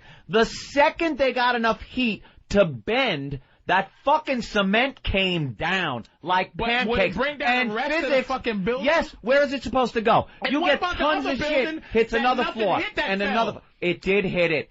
The fucking top of the World Trade Center hit the bottom of World Trade Center 7. It sat there and burned for a few hours and fell down. The what? The what hit? The top of one of the World Trade Center towers fell and hit the front of World Trade Center 7 and brought it down. Here's what else. The last thing. Why is... I believe in conspiracies like a motherfucker. I believe, but and don't believe the puffs coming out the side of the building. That's amazing. That's amazing. You know what? Listen, you know what it is? Even a motherfucker that doesn't believe in that shit like you can't believe that could have been. But my thing is, the only thing that I could say, Anthony, that bothers me about any conspiracy theories is the amount of people that would have to know about it. That's the only thing keeping me from going, yep, because the whole demolition... And where are the people that were on the Pentagon plane that never hit the building? Where are they? Where the fuck are the people flight 93 that crashed into fucking the field? But what plane crashed into the Pentagon? Yeah, where are they? Well, what plane? We don't even know what plane that is. What plane crashed into that? We know it took off. What's the number? 11? I don't know. There was no plane crash into that fucking thing. But where are the people? What about the fucking witnesses who were like the eighth explosion? Let me tell you something. The explosion downstairs. The explosion on the 8th floor. A lot of that came after the building collapsed and people were in other locations. They heard an explosion. It was the tower falling. There were explosions. You know how many gas tanks were all around the building? You know how much mechanical equipment? Did you see the loose change thing? Yeah, I watched the entire thing. There was a fucking reporter, when the building was still standing, go boom. Brian Gumble goes, there's another explosion. There's another one. You don't think if this building set on fire, there'd be explosions? No, not upstairs. Fucking propane. They fucking propane where the offices are. It's offices. I will show you a compressor with Freon in a refrigerator that will fucking explode. Really? I will show you. Standing a mile away, the fucking refrigerator refrigerator explodes, You don't and think- your reporter goes, "Oh Jesus, that refrigerator, man, oh man." That You was... don't think there was anything in the World Trade Center that was explosive? Yes! In the basement, generator fuel. On the 8th floor, How on about the generator fuel? explosions? You know what kind of fucking a generator doesn't just explode. Those things aren't made of gas. They're made of fucking wires. Well, and you know shit. something? You show me the report of what happened You are to an a asshole. building The when a goddamn 757 hits it, and compare it to what happened. Because you know something? I don't think we have to withstand a fucking tsunami for 100 years, a hurricane at 200 miles an hour winds for 100 years, just continuously blowing. That it could have withstood that. The way those buildings both came down, the way they came down that day, it's just it never happened ever, Oh my except God. for 9/11. You're insane if you even might. think the I government might. was You gotta stop on this conspiring on this. All right, you think It so? happened. Yes, You know yes. why this happened? All right. There are a group of people that hate us, hate our way of life, All right. and actually planned this since 1996 and got us. They fucked us in the ass, and we feel so badly that we were gotten that we're trying to figure out some other fucking way that it happened. One question. Oh, yes, sir. Oh, no. Yes, sir. How come there's not been another? And it could be Uh-huh. that maybe if we didn't have anything to do with it, Yeah. that we knew that the plan was going down and let the plan go down. No, Is that possible? I don't Because think with all that happened. chatter that we hear now, we didn't hear then. I think they were smart enough and we were careless enough. We blew off a lot of shit that we shouldn't have. You read that report. Read the fucking 9/11 Commission report. It goes into everything, the planning of these guys in Germany, flying in the terrorists, where the money came from. There's a paper trail that says these motherfuckers did this. It's all there. I mean, every bit of the story is there. It plays out like a fucking movie, and we were careless for not. And the fact that all that has every other day they're like, we just foiled another attempt. Mm-hmm. What? Well, we stepped Is it there a up. possibility Yeah. that they could have heard about it, said, look, we let this go. This will if this happens, we can go to Okay, war. all right, let me ask you something. Who's we? Because we would then have to include the fucking FAA, the security person at the desk that allowed Mohammed Atta to go through when he showed up on a computer, the other guy that didn't get through. So all these people were planted there on these days that, like, where are they today? If you told Iraq, hey man, listen, if his job was security, Yeah. and you go, look man, Yeah, but why aren't... Mohammed Atta's coming through today. wait, Not one guy's... let the guy go through. But not one guy's talking? No one's talking. Not one guy? So where's No, the guy wait a coming minute. through What I'm going? saying is, This guy, you let him you through. would never, if you was doing a conspiracy, right? If it was a conspiracy here, Uh-huh. the fact that people are very apt to just follow directions. Come on, let's be honest. No, everybody are penguins, man. They'll just follow your directions. If you and Opie just decided we're gonna do something fucked up, Uh-huh. it would be so easy for you to go to Ben. Hey Ben, do this. Then Ben to go do that, and just continue to like defer. But you don't think when and right. that no one would ever know. You don't think when that fucked up thing happened that we were planning, that all of them would kind of come together and go, dude, that was kind of a fucked up thing they did. Why would they? Cause they don't know. Like fucking Dan wouldn't know if he did something fucked up for a larger conspiracy. All he did was go, okay. Why was Moussaoui arrested then? Why was he fucking arrested? Why was He was arrested in August before September 11th. Why not let him go? He was part of the plan. He was part of the fucking plan. Why not let him go through?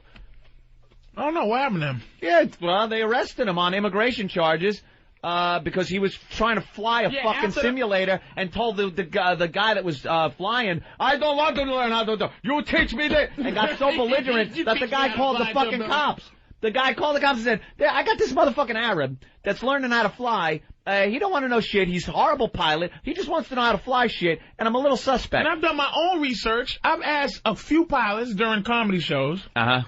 Can you learn how to fly a fucking plane, a 757 plane, into a building without without, like, flying for years. He's like, no, you cannot. As a pilot, any fucking pilot, a simulator can't teach you how to fucking fly. They had enough training in small aircraft and in simulators. The fucking plane, all you need to know is the autopilot. All you need to know once you're in the air is how to work the fucking autopilot. It's set the autopilot and you, for the World Trade Center. You can fucking fly the plane. They had GPS. They knew exactly how to get there. It's a clear fucking day. You ever look out the window from Boston to fucking New York? You know exactly where you are at any given fucking moment. To fucking precisely fly a fucking jumbo jet into the building. This is shit that my own rationale. I could direct a fucking plane with the autopilot. Autopilot is the easiest thing to say. Are there any pilots who fucking... Are there any of those 747 pilots? Clearest day ever, September 11th. Fucking know how to... Son of a bitch. Then someone had to fly it into the That's what building. I'm saying, that it wasn't as easy as these goofy motherfuckers. I don't give them that much credit. Apparently That's it my was. problem. We got beat up and we want to blame it on someone else. No, the truth is we got beat up. You were able to talk a bunch of regular pilots to do it on the same day? Yeah. No, someone flew it into the freaking Trade Center. They weren't these goofy... But who did it goofy then? plan. You got two guys... It was a goofy plan. It was a great plan. Those Nothing motherfuckers planned that fucking shit. country without somebody knowing about it. I just think... I know, a lot of people know about it. We dropped the ball. We fucked up. Wait a minute. You think... Okay. All right. And this is it for me.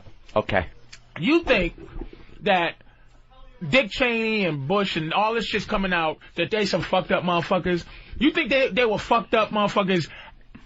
That 9/11 kind of fell into some fucked up motherfuckers' hands like, ooh, goody, we can be as fucked up as we really are. Like, thank you, 9/11. Like, you don't think they was going to be fucked up without 9/11, but 9/11 happened to fall right into their hands so they could be the fucked up motherfuckers we know they are now. And you're telling me they started planning it before they even got into office, hoping over hope that they win the election and everything, because this shit was being planned before he even got into office. It's possible, man, because his daddy was I have dealing with that situation. I have no doubt that they, would exploit something like that. After the fact, the exploitation, that isn't even a conspiracy. I have no doubt about that. Yes, he's exploiting it to this day. I have no doubt about that. But whether they were involved or not, and especially as directly as that stupid loose change fucking documentary show, docu-bullshit shows, is so preposterous. I used the analogy already. If I roll up a little piece of paper and you turn your head and I say, I'm going to shoot this into the cup, and I throw it, and then I say, look, Patrice, it's in the cup. You make the assumption I threw it in the cup. Or you can make the assumption that I threw it off this wall, it bounced 1,000 fucking times, and landed in the cup. Right. You're believing the second of the two. That I fucking threw this thing. No, the easy answer is, I fucking threw it, and it hit the cup. That's it. You're going so off base. That's a good analogy, but say, your whole plan, you was a fucked up guy, and a fucked up plan was unfold. You wanted to do something fucked up. And it's like, it depended on that thing going in the cup. Right. That thing went in the cup, and you're like, holy shit, now I can do the fucked up shit I wanted to do? They're fucked up guys. They exploited what's going on. Yeah, I have no problem believing that. Plan it. And I have no problem believing they may have let it happen. I have no problem believing they may have known some things, but thank you very much. Things. I can't fucking. But I'm just going. What were those things, and could they have stopped them? We might have been right. We might have been caught with our pants down so bad that they could have even known this was going to happen. Go, holy shit! How the fuck do we stop? Here's what they knew. They knew something was going down. They knew around what. They knew around what time. They knew that aircraft might be involved. This is all shit that different agencies that never fucking talk to each other. Stop that. And they couldn't stop it. Probably not. You believe they couldn't stop it if they knew about it? Hey, Patrice, let's say later this afternoon, somewhere in this city, a bomb will go off. Go find it. That's not the right analogy, though. It is, too. Somewhere in this city. Okay, 10 other people know. I'm not going to tell you who they are. Somewhere in this city, there's a bomb on a taxi. Okay. Ready? Right. The head of taxi people can go. Oh my God! Taxis. Now you're delusional. No, you can't stop the fucking taxi. They don't know the day. They don't know even if. You know what that Stop does? the taxis. You know what that does to our economy? Stopping flights. They would have had does to my dead body. They would have when you blow me up. They would have had to ground the fleet 20 times since 9/11 if we played by those rules already. They would have had to ground the entire fleet of aircraft 20 times. So what are you We've been on saying? alert. I'm saying that we live in a risky fucking world because there's animals out there that want to kill us. Fair enough. They definitely. But they didn't hear about nothing like this. Dude, the insurance companies, everybody weighs the risks all the time. No, I'm not arguing with that, Opie. I'm saying. But you make it sound like it's easy. Like, well, obviously something might go down with planes, so let's just ground all flights until further notice. That ain't happening ever. They did after it happened. Well, they had no choice. I mean, Why they ain't got no choice before it happens? Do you see what I'm saying? It can be done. It can be done. No, because afterwards, everyone's like, holy crap. Exactly. But before that, fucking collateral damage, all right, dude. You need something like that Patrice, I'm not gonna, to be fucked up. Patrice, I'm not going to allow you to win that point. So after the towers went down, right, and security got ridiculous, right? Right.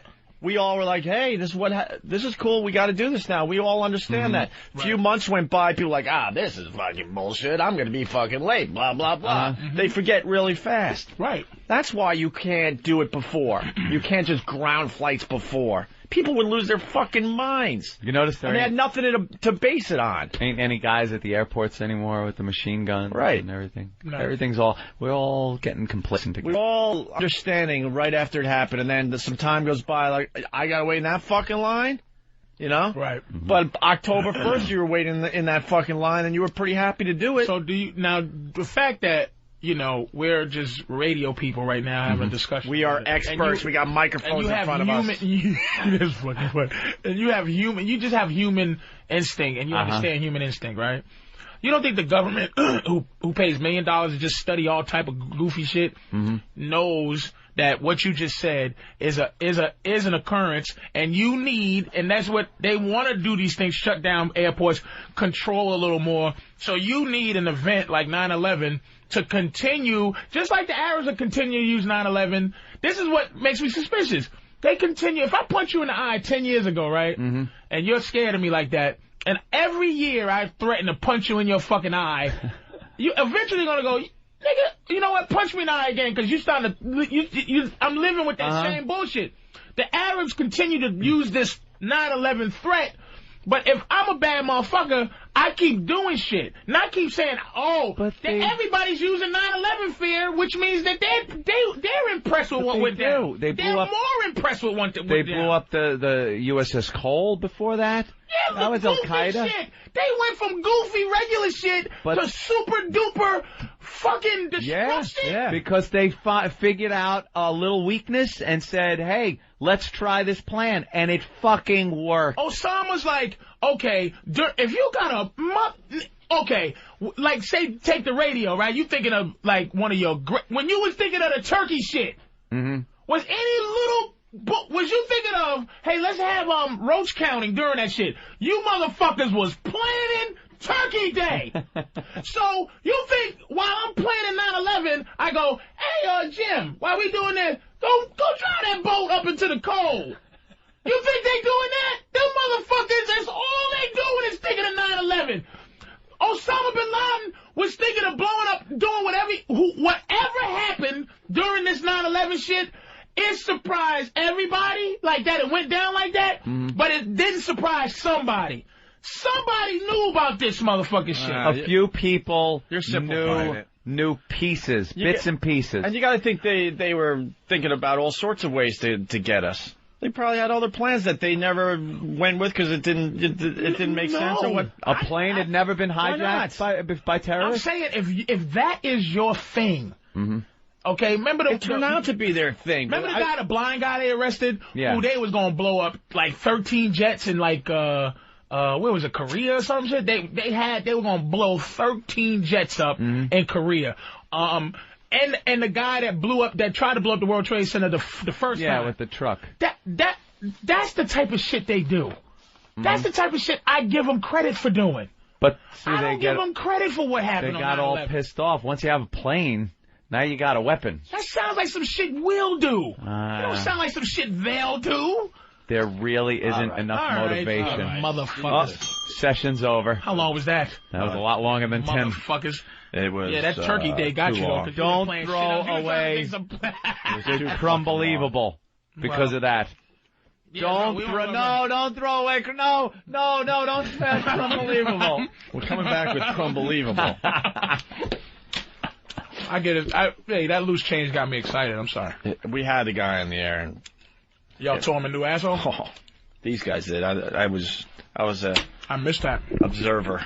All right, I'm ready for Crumbelievable. Ridiculous. And Jimmy was sort of like, this is interesting. By the end of that conversation, Jimmy was not believing shit. Really? Yeah. All right. You made me miss one of the girls getting out of the shower on Pal Talk. Listen, Thanks. don't blame me, motherfucker. You like talking about it, too. Yeah, I know. You sons of bitches. Blame me for not. You blame me for not. Shut that fat nigger up. 9/11. You motherfucker. I can't wait for your take on the school walkout on the cell phone thing. Oh, yeah, that's a good one, too. Let's see how that on the news I want to see how you spin this one. I want to see how you spin this fucking story. All right. Students leaving school because they want their cell phones. Somebody should smack every one of them. Oh, my God. We got lots of, I'm going to say it again. House promos. It's Crumbelievable. American Idol talk. Student cell phone protest. And teen's life ruined by teabagging. We got plenty of time. No one's going to top tracks now. I promise you, no more candidates for Patrice today. I'm, whatever. The conspiracy thing I hate it. There's a conspiracy thing for everything now. Yeah. Everything. I guess it started with the JFK for the most part. Yeah. But then the moon landing and everything else. You believe that moon landing thing? I believe that they I believe they landed on the moon.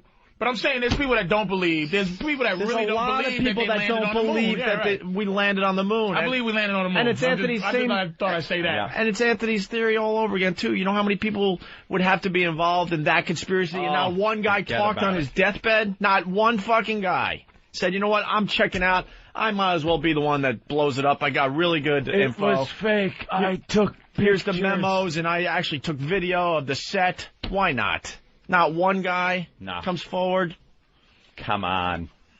The conspiracy thing is fun for a little while, and then you realize, oh, boy. It's just crap. And the conspiracy guys have fucked up the JFK thing. There are so many theories out there now, it's just completely watered down. You don't know what the fuck is real and what's not anymore. I think Lee Harvey did it have you with ever that gone bolt action rifle, and I think he hit him point blank twice. Have you ever gone to Dealey Plaza? No. Do you play Dallas ever? Next time you play Dallas, go to Dealey Plaza and hang out for the afternoon. There are guys selling conspiracy theories all day long. Ones that don't get the spotlight like the ones we all know and love. And people selling this book and this pamphlet and this, and I got proof of this. And everybody that happened to be there that day, they hang out there every afternoon because they want to be stars in their own right. Mm-hmm. The people that are still alive, well, they'll show you pictures. You see this person? That was me. And I'm selling this pamphlet. They're stars. It's unbelievable. It's worth going to the next time you're in Dallas to just don't hang out there for 15 minutes and get your stupid photo on the X where he got killed. Right. Do that like everyone else, but hang out, sit on the grass, and just take it all in. It's an unbelievable experience. And you realize it's so watered down now, we'll never find out what really happened that day. You got HBO on demand, Patrice? Yeah. Watch. It's on there. It's called The Hamburg Cell. It's all about. I saw that came on. Yeah. Yeah. I didn't see it though, but watch it. What is that about? That's what happened. It's about the plot from the time they thought it up. I saw a little bit of it. It was so boring out of my mind. Yeah, but, how Atta they humanize Atta as just a lost kid like that. Well, the pilot that went into into Pennsylvania is kind of the focal point of it, and how he changed from just some dopey kid to one of these nutty terrorists. But you gotta be a lost soul. In the end. You see, how about the guy that drove into the kids in at North Carolina, I think it was, just drove into a crowd of kids and tried to kill them, right? Mm-hmm. Reason I'm saying that is that really is what they do. That is what they do. But just watch this because it kind of shows shit. how it's possible. It is, and it's much more possible than any of these friggin' theories. Right. Let's leave it there for now, please. Please. Do we have the Wheelchair Fred thing to bring the funny back into the freaking show? We were talking about Wheelchair Fred earlier. We don't have to re-explain it, but this is the bit we were going to play, but we ran out of time. So check this out, and we'll bring lots of funny to the program next. We're going to get into some idle talk for a few minutes here. Idle chatter. I want to remind Should be everyone, a segment. we're hitting the road. We're going to be in Boston all weekend. You'll see us wandering around town, and then we're going to do a broadcast on Monday at Bill's Bar on Lansdowne Street. It's Marathon Monday in Boston. We're going to be up there hanging. Yes. We have absolutely nothing planned for this radio show in Boston. Have we gotten our guest list? Because I've seen some of the guests from the guest list. Is it true? Marinino? Is one of the guests I saw on there true? Well, first of all, we're Well, first of all, we're gonna hope that Opie doesn't punch anyone this Marathon Monday. All right. I think last time we attended the marathon, there was almost a little brawl. Ben. I'm sorry. I've been listening to the old Opie tapes the last couple nights. What a psycho Opie used to be. I love that you can say used to be. Well, I mean, you're a lot calmer than you used to be. There's a whole Steve Kingston-like section on OA Virus. I don't doubt it. There were plenty of hours dedicated to him. Well, last night I took the privilege of listening to the Eminem tape where Opie called him the worst program director in America like 25 times. That was where we broke the Eminem that CD was probably going to get shot before the release date. Yeah. We made MTV on that one. Yeah. Well, K-Rock was going to break the.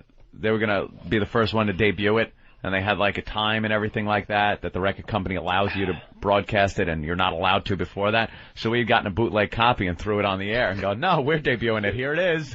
They were going to do an Eminem weekend. Yeah, Eminem weekend where they play the CD, and we just, boom, throw it on and blew up their spot, and Kingston was really pissed.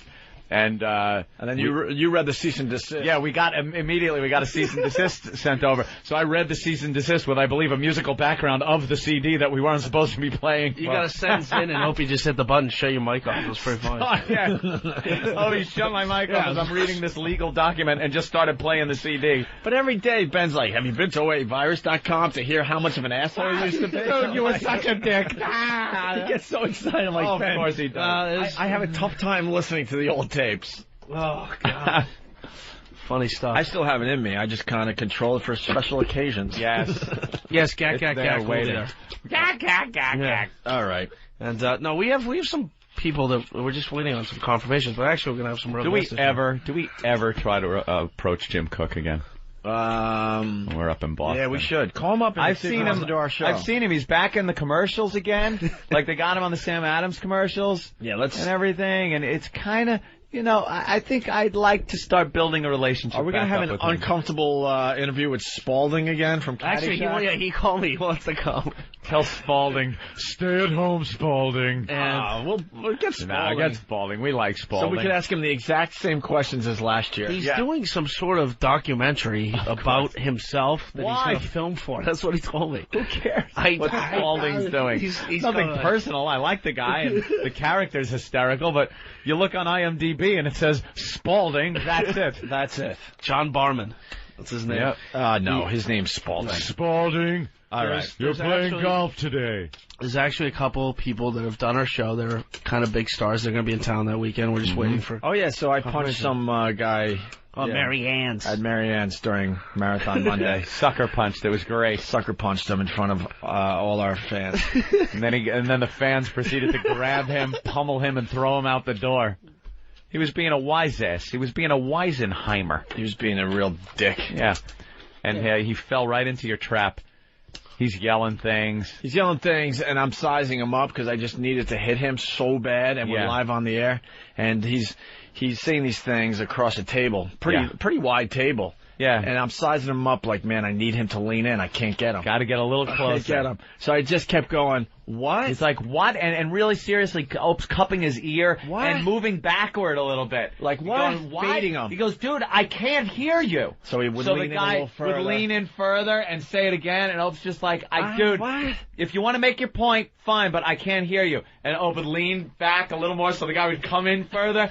The second he got within range, pow, right in the face. Opie punched him right in the face. The guy staggers back, the crowd grabs him, punches him, kicks him a few times, and out the door he went. Well, the bounce grabbed him, and then all listeners got cheap shots in. Cheap shots. As they were pulling this guy out. It was one of the best lures into a sucker punch I'd ever seen. What? Dude, if you want to talk, I can't hear you. That was the only time I got physical, so. Yeah, Boston Marathon. It's a crazy day up there. There was a few others, but. All right. American Idol. Bucky got booted last night. Idol talk. Patrice loves the Idol, right? Yeah, I watch it. Bucky, it was his time to go. I think, and deservingly so. Out of the three that were up there, I think it was his time as far as singing goes. The guy cannot hold a note. He's got a style that's like old Southern rock style. He's got that Southern rock thing happening. But I bet you hear things from Bucky. He's awful. Dude, you're not. The second he's got to stretch a note out any longer than just going, doing his Southern rock fucking thing, he goes off key. He cannot stay on key. Why is Ace still there? Ace is an idol. That's my fucking sister. She's in love with the guy. Yeah, the man. chicks love him. He's devoid of anything. You see his eyes when he makes that look? He's fucking retarded. He looks off into space. And anyone else notice, because I noticed the really stupid things, anyone else notice that he had to make sure that his belt buckle was being seen? No. Well, because he had like a long T-shirt on, right? But he has this special, hold on, Patrice, a belt with a really nice belt buckle, I guess. Yeah. So he kept pushing the front of his shirt down so the belt buckle was being seen. Like, that guy cares so much about his appearance, it's not even funny. Yeah. Very narcissistic. Well, he's an idol. Yeah. And he's never had anything bad happen to him his entire life. No, that's why every time he's in the bottom three, it's really shocking to him. Why am I here? Yeah, it's really He painful. really should not be here. He really believes that he can win this thing. He's next to go. And there's a lot of guys like Bucky, you know, is just like, oh wow, I got to hang out for another week. He knows. You know, it is so obvious it's going to be either Paris, Chris Daughtry. It's Chris Daughtry and that. I think Chris Daughtry runs. Chris is going to win. Chris Daughtry runs away with it, but people that should believe that they could possibly win it are Paris, Chris Daughtry, and you know, some people are saying Catherine McPhee, but no, she doesn't have the personality. Girl, the girl with the black hair. You think she believes she can win, though? I just think that they're going to be in the finals. It's just like Taylor Hicks. She's good enough. Taylor Hicks is a great example. That guy knows he's not going to win the whole thing. He's just happy to be there, and every week he doesn't get voted off. He's like, right on, I get another week to have some fun. He knows. And he also knows that the exposure is going to be great for his career when he goes back home. He'll probably be fourth out. He'll probably be like number 4 when they have 4 left. He'll be gone. But there are guys like Ace Young. He believes he's the best up there. He's Elliot's delusional. taking a fucking hike. Elliot's got to go too. That's too bad. He's very talented. He's got a good voice, but there's just something that just isn't. What about the Mendoza thing? His creepy face. Yeah, maybe that's. What about Mendoza getting kicked off? It was. Kenny I know we Rogers' talked about fault. it, but it was Kenny Rogers, man, getting in their mind. This is the thing. that country Being in the shit. business, you've been in the business 20 years, 10 years, 10, 15, something like that. 12. 12. I've been in business for 11. 14. One thing I know, main thing that if you win one battle is with the mind. Insecurity, if you could keep people from fucking with your mind, you have a chance. Like if Mendoza could have just went, listen, Kenny baby, shut the fuck up, nigga. When do you have a good? At what time was you exacting my voice, nigga? When you were saying you got to know when to hold. Really? Was you telling a story? Was you singing? How about islands in the stream? You fucking faggot. I'm Mendoza, nigga, and I'm gonna sing your stupid song the way I want to. Now you That's can the hate film me if clip you want. I want to see beforehand. But that's what well, I'm saying. you heard her. Now you're gonna hear her sing. He got in her mind. Yeah. And they getting in Paris's mind. And they getting in Elliot's. That's what this whole thing is about, is who can take the pressure of the situation. That's why I guess that's Ace part of it. is possibly, to think about that, Ace is devoid of that thing so much that it's possible he can win. Chris Daughtry is another one who's strictly an artist. See, the ones that are artists, man, like that thing last night I saw about Paris, where her mom, she was never going to sing again, and she's mentally disturbed. The kid, and she cries at the drop of her hat. She not well. Cries every time someone gets kicked off. Every week she's crying her eyes out. I saw during the auditions, she came out the room after what she did, right? it's like she's autistic. She came out the room when they said you made it to Hollywood. She's crying. Like, if I go, does this bitch even know that she's the greatest singer I've ever heard? She doesn't. And Chris Daughtry, if he knew he was talented, he wouldn't be mad to that awful situation. That is over, Johnny. That piglet, she's not a complete hog. She's ish. And there's nothing worse than going out with an ish. Fattish. She's ish. Smartish. Nothing worse than ish. And she's not good enough to be, a little chubby. She's fucking a mess. And he took her kids. This bitch came in with complete... she had a complete furniture set. Sometimes I go, look, my bitch got a kid. It's like, okay, it's a table. This bitch comes in with a complete armoire. This nigga came in. He's handling his business with her, but he didn't believe in himself so much. Like, your girl's hot, which means you have a belief in yourself. Your girl's hot. You have a belief in yourself. If you come in this motherfucker taking care of a piglet, of an ish and her children, you don't have belief.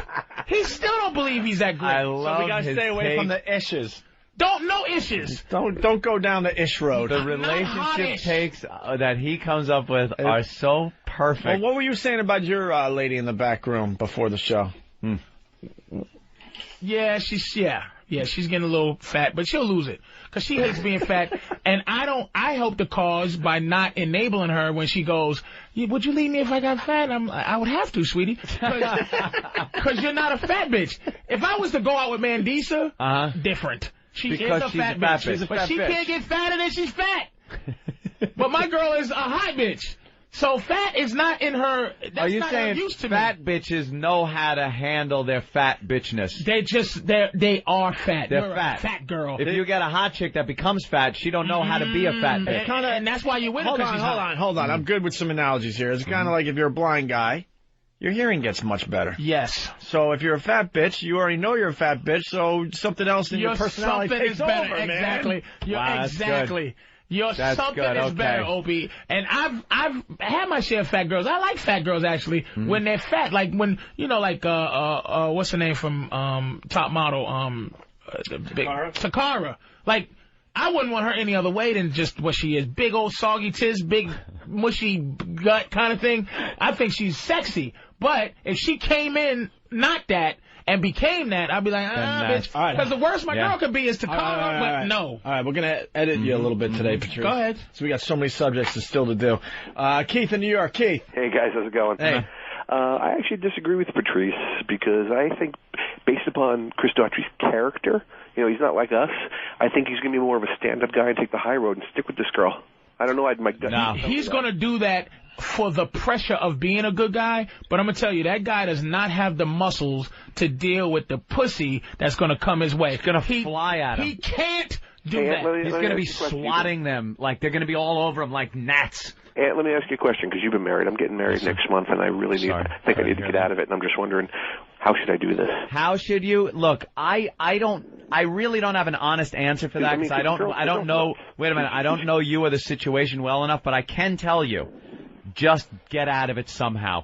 Don't go through a marriage just for the fuck of going through it thinking, oh, well, we got this really expensive place picked out, and it's going to cost me like over $20,000 to get out of it. 20 grand to get out of it.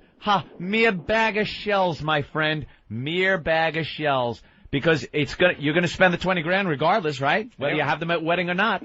What's your life worth? You have to reimburse. Ann would have taken that deal. Oh my God. What's your life worth? Is it 20 G's or 20 What G's? is it? Dude, do you really not want to get married? Well, I am so stressed out being in this relationship. I'm using an albuterol inhaler because I got stress-induced asthma. And you're not even married yet. I know. How did this happen? How long have you known her? 2 years. 2 years. Now, when was the engagement? November of 04. Of 04. Now, you're talking almost right after you met, or what happened? Oh, no, we dated for a year. Dated for a year? Then we got engaged a year later. Engaged a year later, and you figured, wow, it's like, a couple of years off. This is cool. Time goes slow. And then all of a sudden, now it's here, and you've been together. Now, what are the major problems that she's got or you have together that you don't want to get married? Well, bottom line, She just doesn't get me, doesn't try to get me, and she's really super uptight. And she's one of those people who... She in the room? If she doesn't get... Well, I'm in my office, I can't yell. If she doesn't get what she wants, the way she wants, when she wants it, she emotes like a 5-year-old. But, she's one of those people that's so put together on the outside, the casual person who meets things, so she's so polished and put together, and that's what I fell for. Where are you going to meet a bitch who's not like that? See, this is your fault, dude. You're not going to meet a girl who's not like that. That's why you just have to train this bitch. Your happiness. It's easy. I don't think this guy... How old are you? 38. Oh, shit. Nigga, train this bitch, man. You're lazy. No, you reach... First marriage? Yeah. Yeah, he's waited so long. And you got brothers and sisters? I got a 30-year-old sister. Is she married? No. No. Okay. But you're feeling, I think you're feeling pressure. But, dude, I've been feeling the pressure about this. I didn't know if I should propose to her, and something just said, just do it. And then I went and did it. And then every time we'd have another fight, it got to the point where I'm like, next time we have a fight, I'm just going to break up with her. And, actually what it was is I was the one who was begging her not to break up with me every time we had a fight. And then it got to the point where the next time this happens, I'm not going to do it. And then I caught her off guard. And all of a sudden she backpedaled and decided she wants to be married to me. And now the one she's freaking out. And I just don't know what to do, because I don't know where I'm going to go, because we bought a house together. Oh, no. Yeah, wait, you bought a house together, so are both your names on it? No, just hers. Just hers. Oh, get out of there. But you put the money up? Yeah, we both did. Wait. You're insane. Why is only her name? Tell me something I don't know now. I know I'm insane. That's what I'm trying to figure out. But I figured you've been down this road. But what? Bad credit? No credit? Bad credit. What happened? White boy with bad credit. He's a real loser. Now, actually, I know why, because the house was crumbelievable. Crumbelievable. If you weren't planning to get married, that'd be fine and dandy. Wow, you're going to get married. Oh, my God. You don't need our advice. The listeners are saying it for you. Every line is ringing saying, get out now. Get out. Run, get out now, run. Dude, you have to figure it out. You only have a sister? You have no brothers? Yeah, no. Damn it, you got any close friends? I got a lot of them. They're all telling me the same thing. Guys? Yeah. Maybe you need to work something out where... could she possibly be unfaithful? Oh, no, not at all. That's the furthest. Would one of your guys be able to, maybe get her to have sex with him? No. Because that would be a great out. And what's your name and where you're from? Keith. Keith, you might have to tell her you're gay.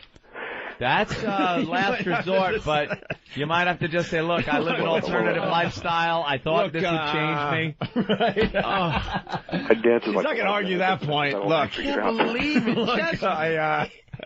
What is wrong now, with you Patrice guys, doesn't man? see this. Patrice sees it as he should train this one, but she's too far gone. It's a dog. No, she's a dog that shits on the rug and not a puppy anymore. How old is she? She's 30, but, she's just...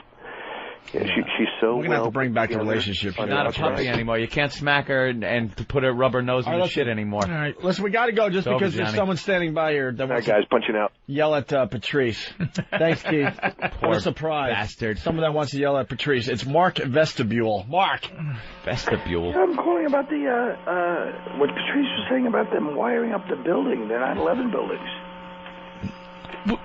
What voice is this? What happened? They say he's got a sore throat. Oh, okay. He's really pissed off. Fair enough. I don't know. I don't have a big argument. He's right. They were arguing. They were wiring the buildings up with the Duke lacrosse player girl's fingernails.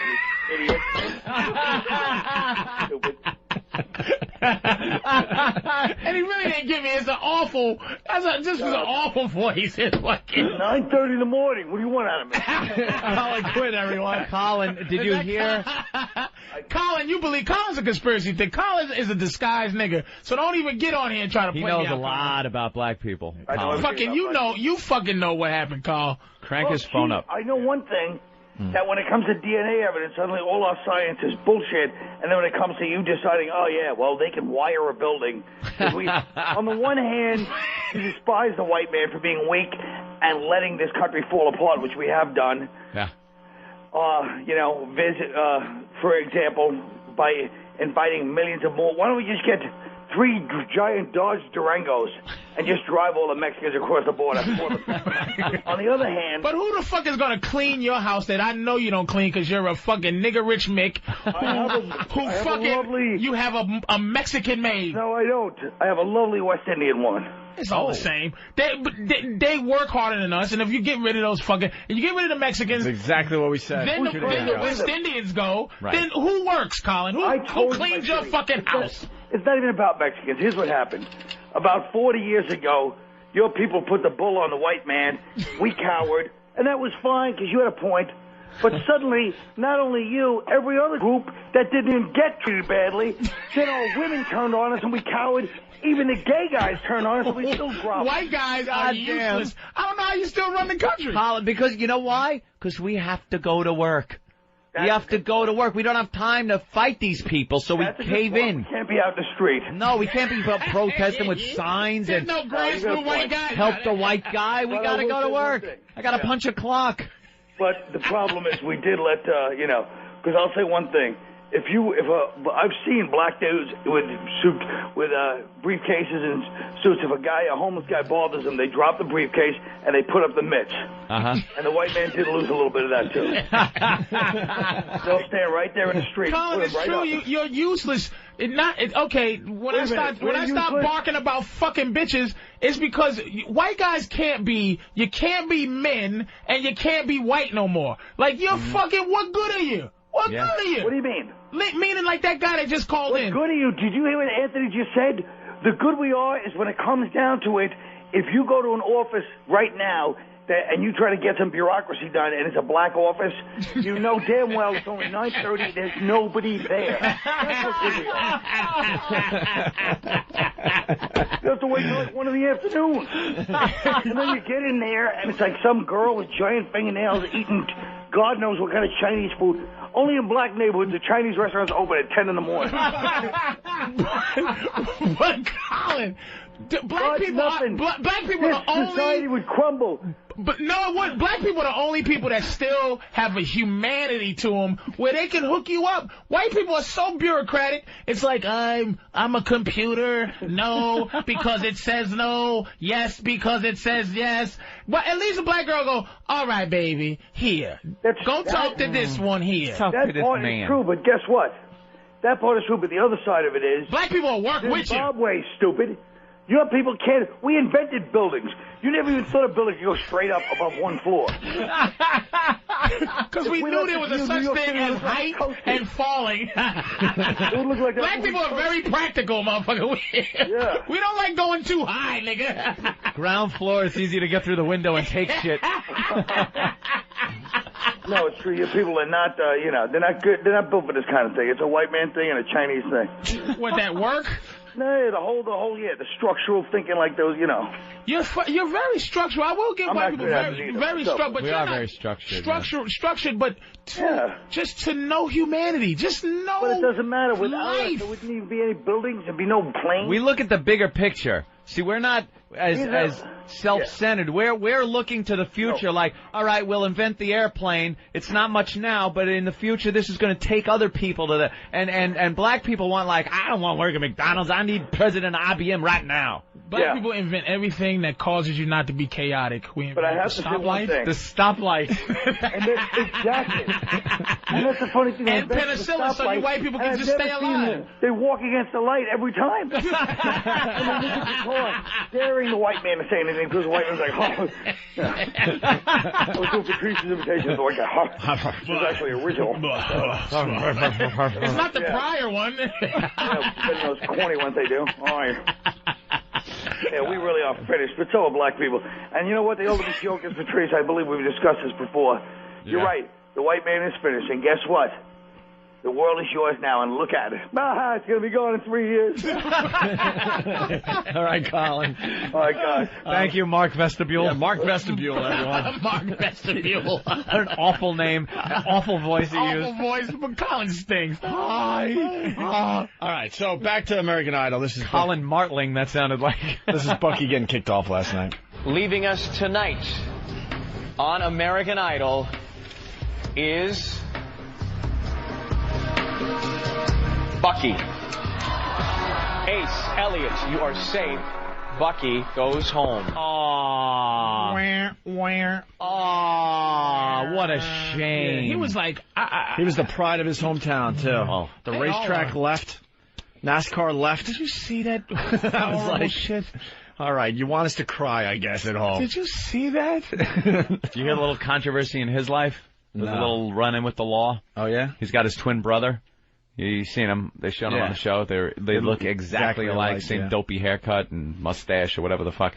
And apparently his brother was driving and got into a little accident. And his license was suspended. So they kind of switched places. And went to the guy that they got in the accident with and said, hey, go along with this. You know, when the cops show up, to say that it was Bucky was driving. And the guy said, okay. So he went along with it. They got away. The cops, went away, just wrote him like a ticket or something. And then the kid that got into the accident with the Bucky family goes home, tells his father what happened. His father goes, well, did they offer to pay for the car? He goes, no. He goes, then why are you helping him out? You could get in trouble. So they go back to the family first to try to see if they're going to pay for the car. And Bucky's father goes, no, go fuck yourself. We ain't paying for shit. And we're going to sue you for damaging our car. The guy turns around, calls the cops. Hey, guess what? They switched places. This guy did this, that, and they ended up in court. And what they did was they stood side by side and had the judge ask the guy that was suing them which one was driving. And he couldn't point him out. So the judge goes, look, I got to let him go. Hey, that's a great story. So they got him off the hook on the twin angle that you have to be able to point out the guy that you're accusing. Right. And the guy couldn't do it. That's a great story. But there is a little, white trash kind of crime going on in that family. Every American Idol thing has some kind of bullshit going on where someone's in trouble. They dig up your shit. You get that many people in a room, someone fucked up. Well, that's why it's going to be fun when Norton hits on HBO with Lucky Louie. Oh. They're going to dig up his shit. If he becomes a big star. They're going to dig up his stuff. Because when Rich Voss was on Last Comic Standing, they started digging up his shit. Well, he was a junkie? Yeah, it was in the Inquirer and stuff. How long ago was that already? 20 years clean, everybody. Can you guys count for more in life? How much? You figure you say on national radio, it's already said. Yeah. That's the weird thing, but it's not in magazines. And if Norton hits on this HBO show, all the stories you've heard on this program will be in some of these magazines. Norton was a cutter. Years ago, he would cut himself. Jim Norton was an alcoholic and drug addict. But those getting back to Idol, though, those video clips before they did their thing last night, god damn, man, they were all so depressing. The NASCAR used to race in, where is it, Rockingham or something like that? Rockingham, yeah. They show the track with the locks on the gates and then weeds growing on the track. Really? And then they go to Kelly Pickler's grandfather who's crying again. All he does is cry. And somebody else's parents so proud. The girl that lives up the street from American Idol is like, he's watching old. That's what I'm saying. This country's so pussified. What guy just sits there and cries over his daughter all the time? Nobody. Guy just goes, I wish I had a son. Johnny Sacks. Pussy crying in front of his daughter. Oh, Paris is not going to make it either, man. She's falling apart as we speak. Yeah. That Chris Daughtry, if he doesn't win, man, I'm gonna be very disappointed. He's gonna win. He's got it all sewn up since very early on. I'll bet anybody. Did you hear the song they sang at the beginning? Yeah. They were singing a bunch of Queen songs. And what was he singing? He was fucking sounding amazing. This dude is amazing. He man. comes away from the pack. He I'm kind of getting sick of his style, though. Every week it's the same. But every week, every motherfucker who sings has the same style. That's like saying you're getting sick of the guy you like. You're right. Like these motherfuckers, they're Disturbed. He's the same guy. It might be an overexposure thing at this point. I don't know. How many other artists do you know have gotten that much exposure on national TV? Legit artists. These guys have now sung what? Chris Daughtry sang 10, 12 times already on national TV. Yeah. Once a week. You do a radio show every day. For 4 fucking hours. Yeah, we do. He can't sing one song a week? This isn't in front of 40 million people. He's getting some crazy exposure now. I guess you got a point or something, but I'm just saying. House promos. Yes. We're going to do a speed. We're going to do a speed round here. Can we do Queen? Lord in the Do you know any Queen songs? I know a great one called I'm in Love with My Car. I heard that one. I fucking love that song. They've been playing that one. Yeah. Fucking great group, man. Freddie Mercury's a motherfucker. You watched The House?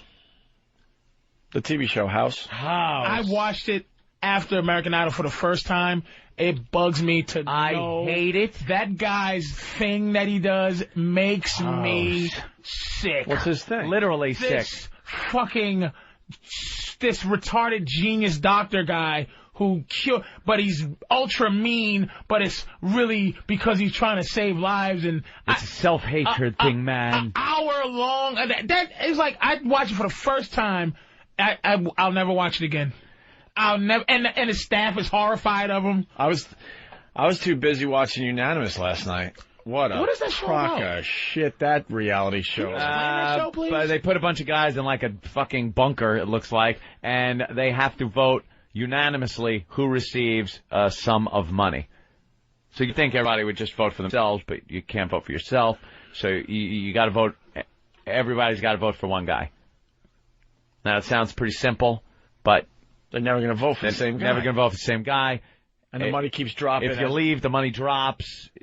And the money drops as, the longer you're in there, the money keeps dropping. Like, it started at $1.5 million, and last night it was down to, what were they, like, just under 700,000. How much? I didn't watch it. Just under 700,000. Here's the problem I have with the show, and this is why it's not going to work. Obviously, it's a series, right? How many weeks? 10 weeks? Mm-hmm. Yeah. They got to fill up 10 weeks of shows. Yeah. So you're watching the first show, it's $1.5 million. You're like, well, obviously, they're not going to have the show end today. No, and it's not going to be that thrilling when there's like $8 left. Well, they got to go all the way to the end. 8 to 10 weeks they got to get. It's a series. But what's the choice? I still don't get the show. Neither do I. It's kind of like, it's basically a jury. It's deciding. And they all have to agree on one thing. And what they have to agree on is which person in the room gets the money. Are people eliminated every week? Yeah, they have all sorts of, Survivor-type things to make it a little interesting. But in general, that's the game. So in this room, we all have to figure out who other than me. Right. I go, I think Anthony should get it. And I go, fuck And then yeah. you go, but do you know that I think Anthony should get it? No, it's all secret. But do you understand, like, the show starts, it's $1.5 million, they do a vote, and the guy missed by one vote getting $1.5 million. But obviously he wasn't going to get the money. As I'm sitting there at home, like, how could he possibly get the money? It would be the end of the show, the end of the series. How many, unanimously, everybody has to say this guy has to get it. Evidently. Yeah. And there also has to be an 8-week run. So right now they're at 640,000, I'm hearing. So, and they got at least 3 or 4 more weeks left, so it's going to be, who cares money?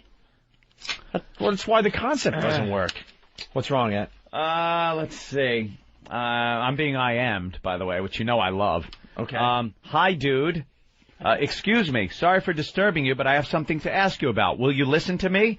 And I write, what? With like 18 exclamation points. Well, have you checked Happy Typing Girl's webcam? Yes, I write. Well, did you pay attention to note she put on her webcam view? Is not this racist?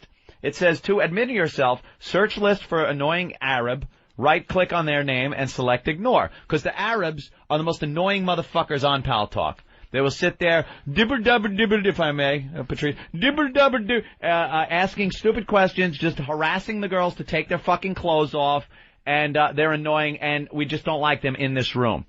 So he goes, well, you ask her to take it off. I said, why? He goes, you just agreed with me that our message is racist. He says it offends Arabs. And I write, I don't care about offending Arabs. But you sure care if anyone is trying to offend Americans or maybe the Jew, right? Yes. Yes, I do. So let's see where he is.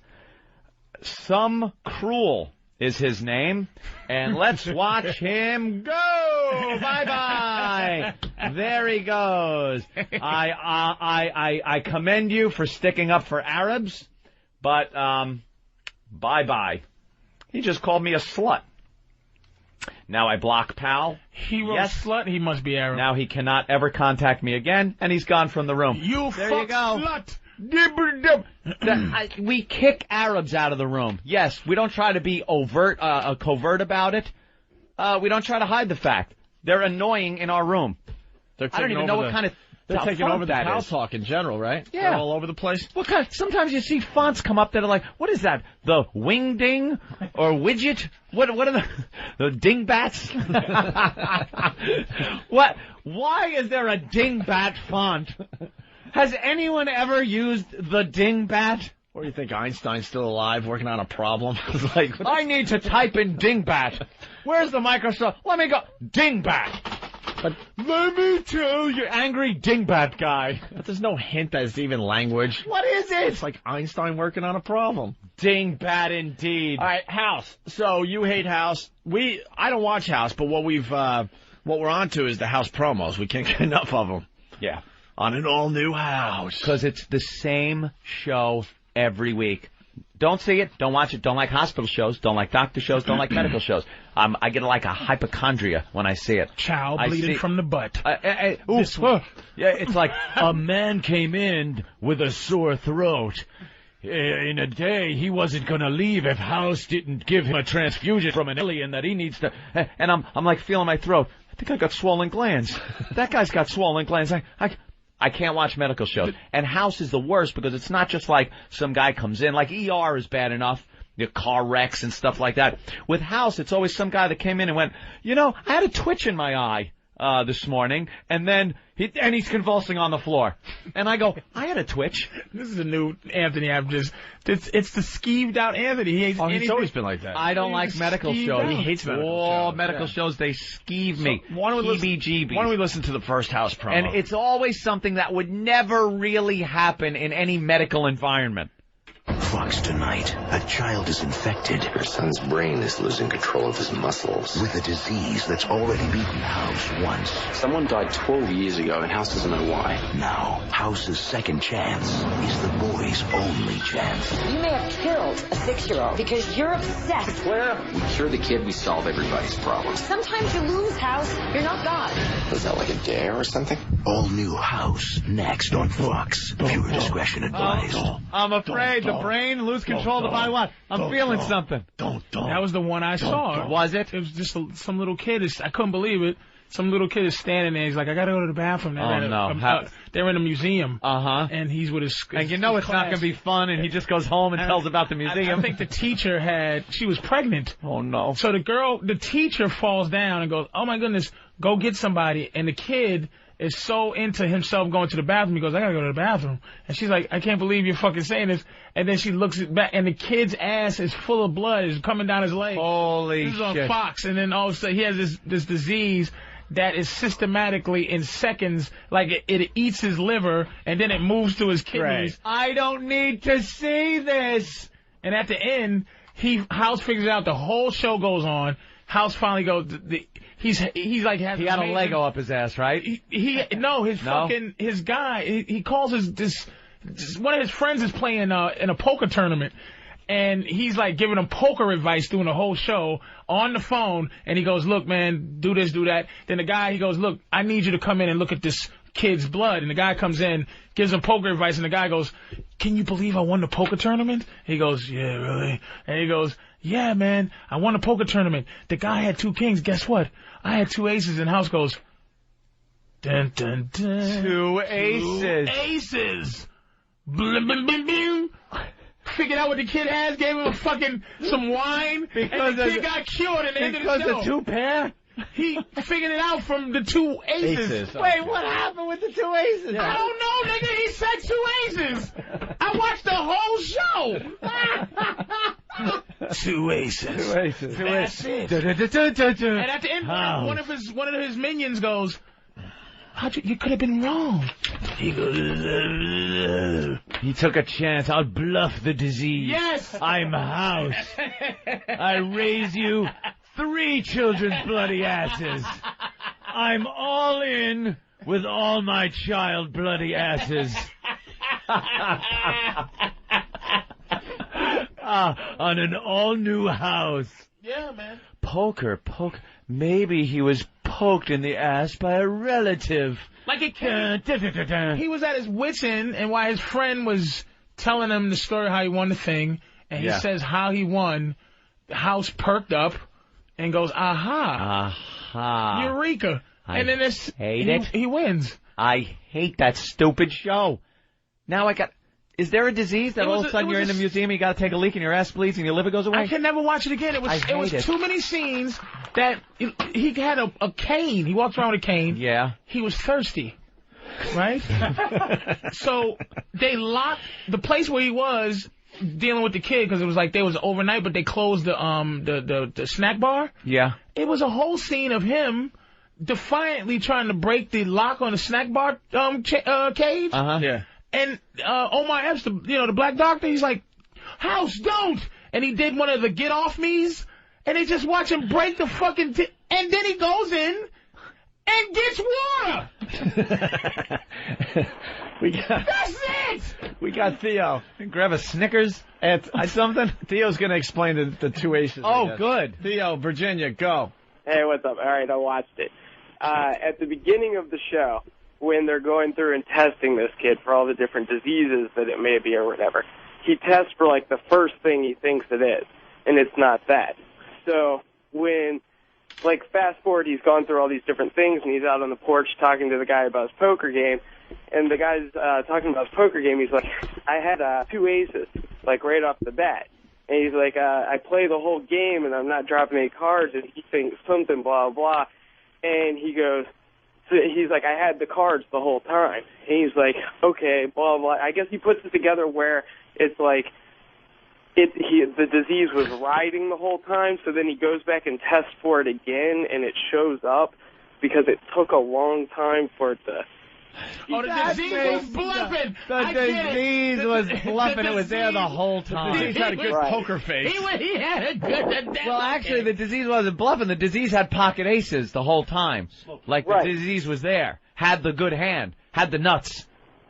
And it just hadn't shown. Yeah, slow played. The disease was slow playing his aces. All right, Theo. That's wonderful. Let's go to Jim in Jersey. Jim. Yo. Gotta defend House, guys. It's a good friggin' show. House is a good show. House is an awesome It's show. the same show. No, Can the guy treat a goddamn flu? Can he give a flu shot and send the person home happy? Does it always have to be, I had a ringing in my ear and now I'm convulsing and spitting up blood? You didn't even watch this show. How are you gonna know? Because I see every trailer for it, and every week there's a huge medical problem. Here's another trailer. Next Tuesday on an all-new House. 25-year-old female hasn't slept for 10 days. A woman's mysterious illness is destroying her body. She needs a new liver. Now, In a few hours, you will lapse into a coma, and you won't wake up. to save her life, Couldn't I be the donor? House will keep a secret. We're withholding information. It's not medical information. This is immoral. You'd really tell. Yes. And hide a shocking truth. If she knew, there's no way she'd go through with this. Anyone says anything, they're fired. Ooh. Wow. He's bucking the system, Again, man. with the liver. I don't follow the rules, man. You're going to go into a coma and you're not going to wake up. Hi. That's Breakfast? every show. That's every fucking But how show. can you give a fuck about the situation knowing that he's going to figure out... Fix it. Every week, every other week somebody should die. Stop. House fucked up. And it's like... House spends an entire season in court on a malpractice suit. On House. That house needs a fire. That house needs some spring cleaning. A car wreck on House. And they That house needs a wrecking ball. jury for that shit. All right, Jim, you love the show. It's all right. Yeah, it's okay to like it, idiot. We just think it's a little too dramatic for us, that's all. And I knew, watching the trailers, I'm like, it's the guy. Yeah. It's his character that, but I can't stand, like people who are self-described, or like he seems too self-described as a evil like a rebel anti-hero. Yeah, look at me. It's just- I'm so badass. I'll save your life, but I'm a badass. Chris in Toronto has a very good question. Chris? Hey. Hey, if this fucking doctor was so good, why can't he fix his own fucking leg? Yeah, he walked around with a cane. In his toughest case ever, House tries to fix his own leg. And that's the inner turmoil, probably. He can't fix himself, but he can fix others, and eventually he'll be able to fix his own leg. It's gonna cost a woman her life in exchange for House's leg. It's the fugitive all over again. They've replaced his leg with a child's liver that came out of his ass. If it wasn't for a pair of aces, he wouldn't know he could walk. What? Replaces Watching this with a child's liver. Well, a liver leg. Is that Why far-fetched? Is that Why far-fetched? not House? All right, enough about House for now. We can't get enough of the promos, though. Yeah. House beats people up. It's great. You know something? I'm fine with just the House promo. That's all I need of the show. Yeah, that's all we need. I don't need to know how he cures it, if he cures it, whatever. Just show me the promo. Some other things that pique our interest and make us laugh out there. Is this little thing? What happened? What? It's Crumbelievable. Are you actually gonna do it? I'm so glad we're finally talking about It's Crumbelievable. There has been a few commercials on lately. There have been a few commercials using music so badly. I mean, there's been, over the past few years, it seems that it's not a sellout anymore for bands, or whoever owns this music to put it in commercials. So you kind of go by, you hear a Cadillac, you see a Cadillac commercial and there's some Aerosmith playing or something. Coldplay or something. You don't give it a second thought. Sting. But there are some that you go, they change the words around a little, and you go, what did I just hear? This is horrid. And this was one of them. It makes me laugh every time, though. Let's get ready to crumble. Let's get ready to crumble. They must have had to pay Michael Buffer how much money? Oh. He gets like $1 gazillion anytime he says that? This douchebag, too, man. If you say, let's get ready to rumble, he's got a lawyer after you. He'll sue you. Or any variation. Variation. Let's get ready to crumble. Right. Let's get ready to gazumble. Right. I don't know. Can he sue you? Second. Do it. Let's get ready to... Which word do you want me to use? Let's get ready to mumble. On all new House, they can't stop mumbling. It's in his liver. I want some tuna fish. Ooh. Let's get ready to bumble. You're sued. Subpoena's in the mail. Bumble.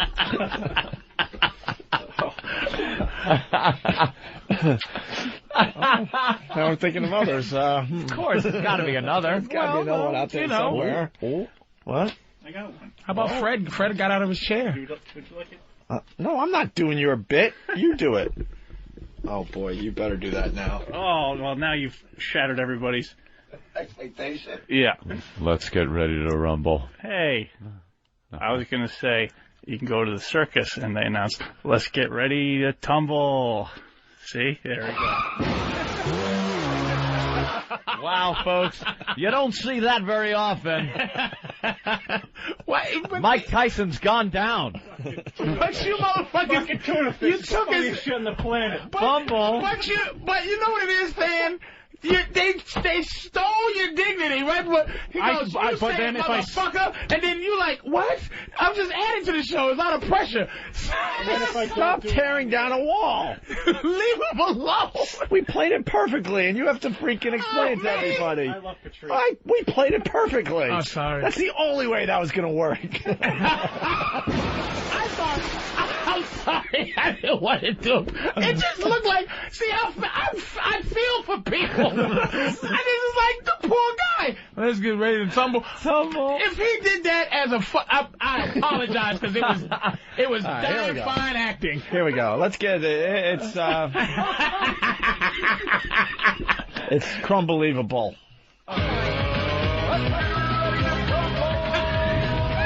Kraft natural cheese crumbles. The Crumbelievable. Intense nuggets of real Kraft cheese crumbled right off the block to give your favorite foods the big cheese taste you love. That big cheese taste that blows you away. The Crumbelievable. Kraft crumbles. Good. They're crumbelievable. That's right, Kraft crumbles and 3 cheese and mozzarella. You know, when you got cheese, you don't just want it to be unbelievable cheese. You want it crumbelievable. Oh, dun, dun, dun. Oh, what was that? EMF? Who did that? EMF, yeah. Did they get the original vocalist, you think? Wow. Or did they imitate his voice? I think they imitated. And you don't notice until you play it on the radio. Like, why all the visionary shit's happening, like the crumbled cheese is pouring on the salad. Right. Or, the bitches got it near a titty or whatever. Right. You're not noticing it's crumbly. You're not going... Because it's crumbelievable. You're just hearing the song, and you're like, why are they using this song?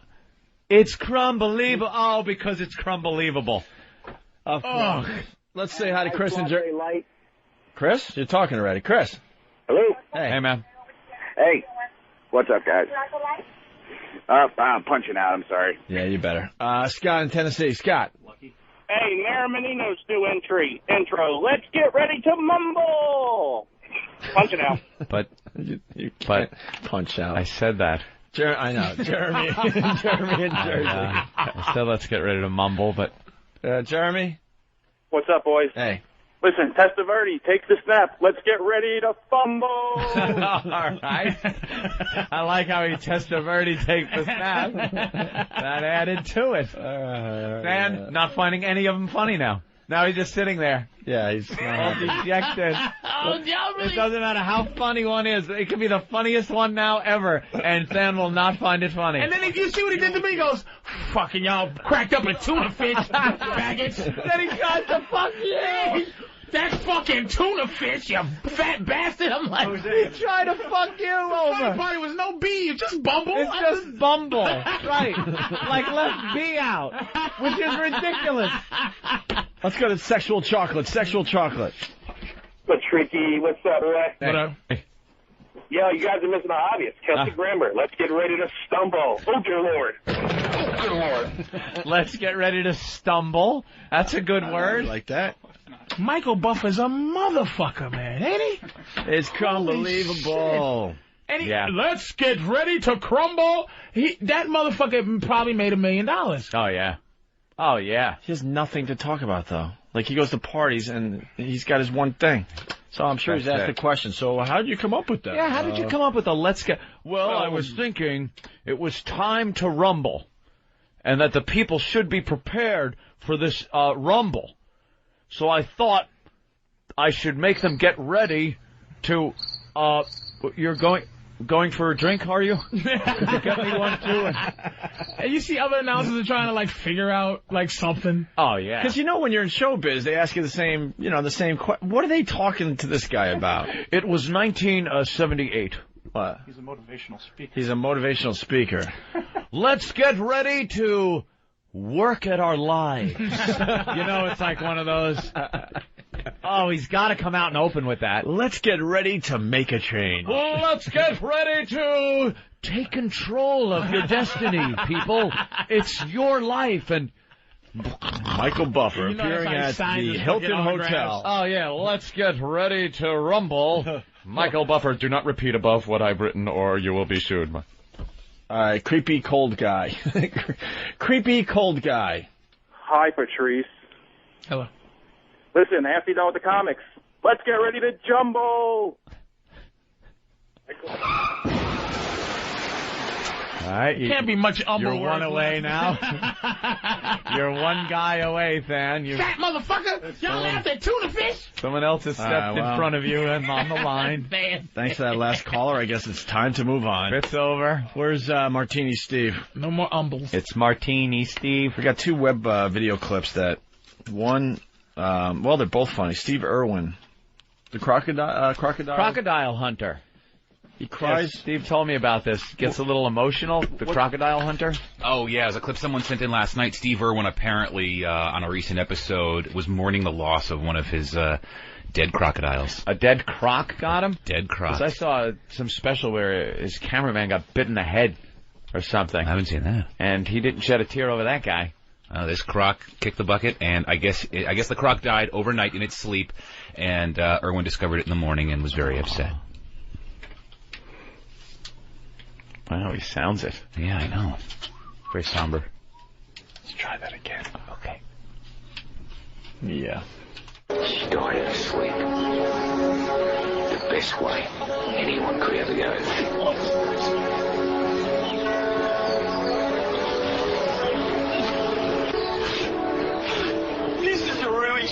friend of mine. Her name's Mary, and I caught she was over 100 years of age. And she's one of the most beautiful animals I've ever seen in my entire life. And I love her like I love my wife. I just love Mary so much.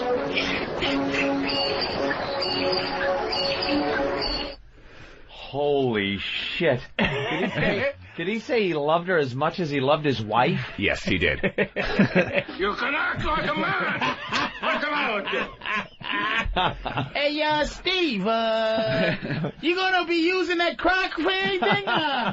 My girl needs a purse, I need a shoe. Some boots. Can I have your beloved fucking family member for some of my fucking belts?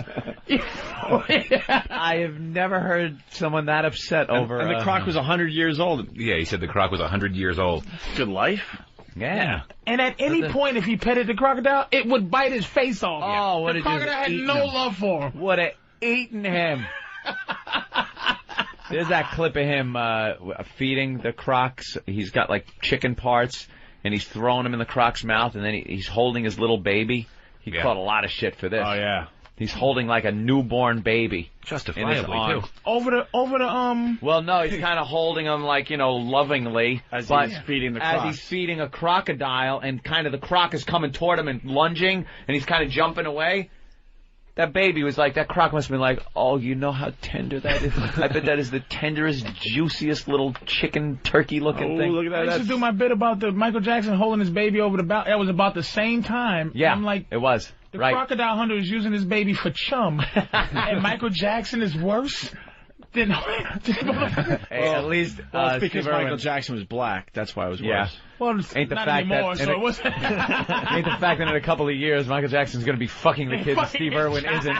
Steve Irwin's going to be fucking a crocodile, and no one really cares about that. At least Steve Irwin's kid gets some loving care after the incident. You never see Dateline trapping people that came to have sex with crocodiles, you know?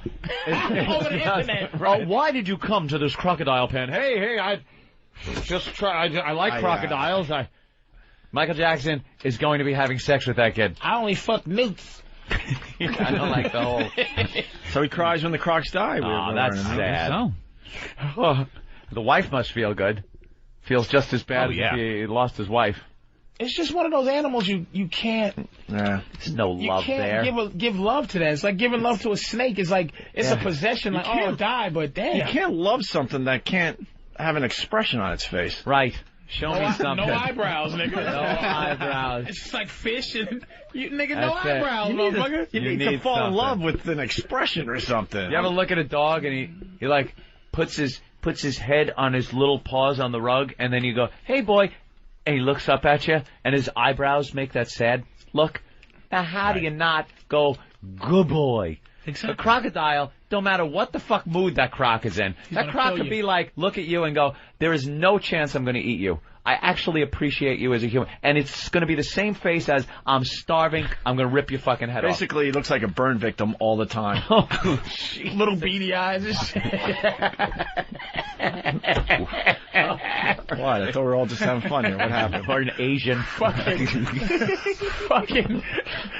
You can't love it. You just can't love it. I don't really, There's no it's hard loving. to really love cats like that. They don't give what a dog.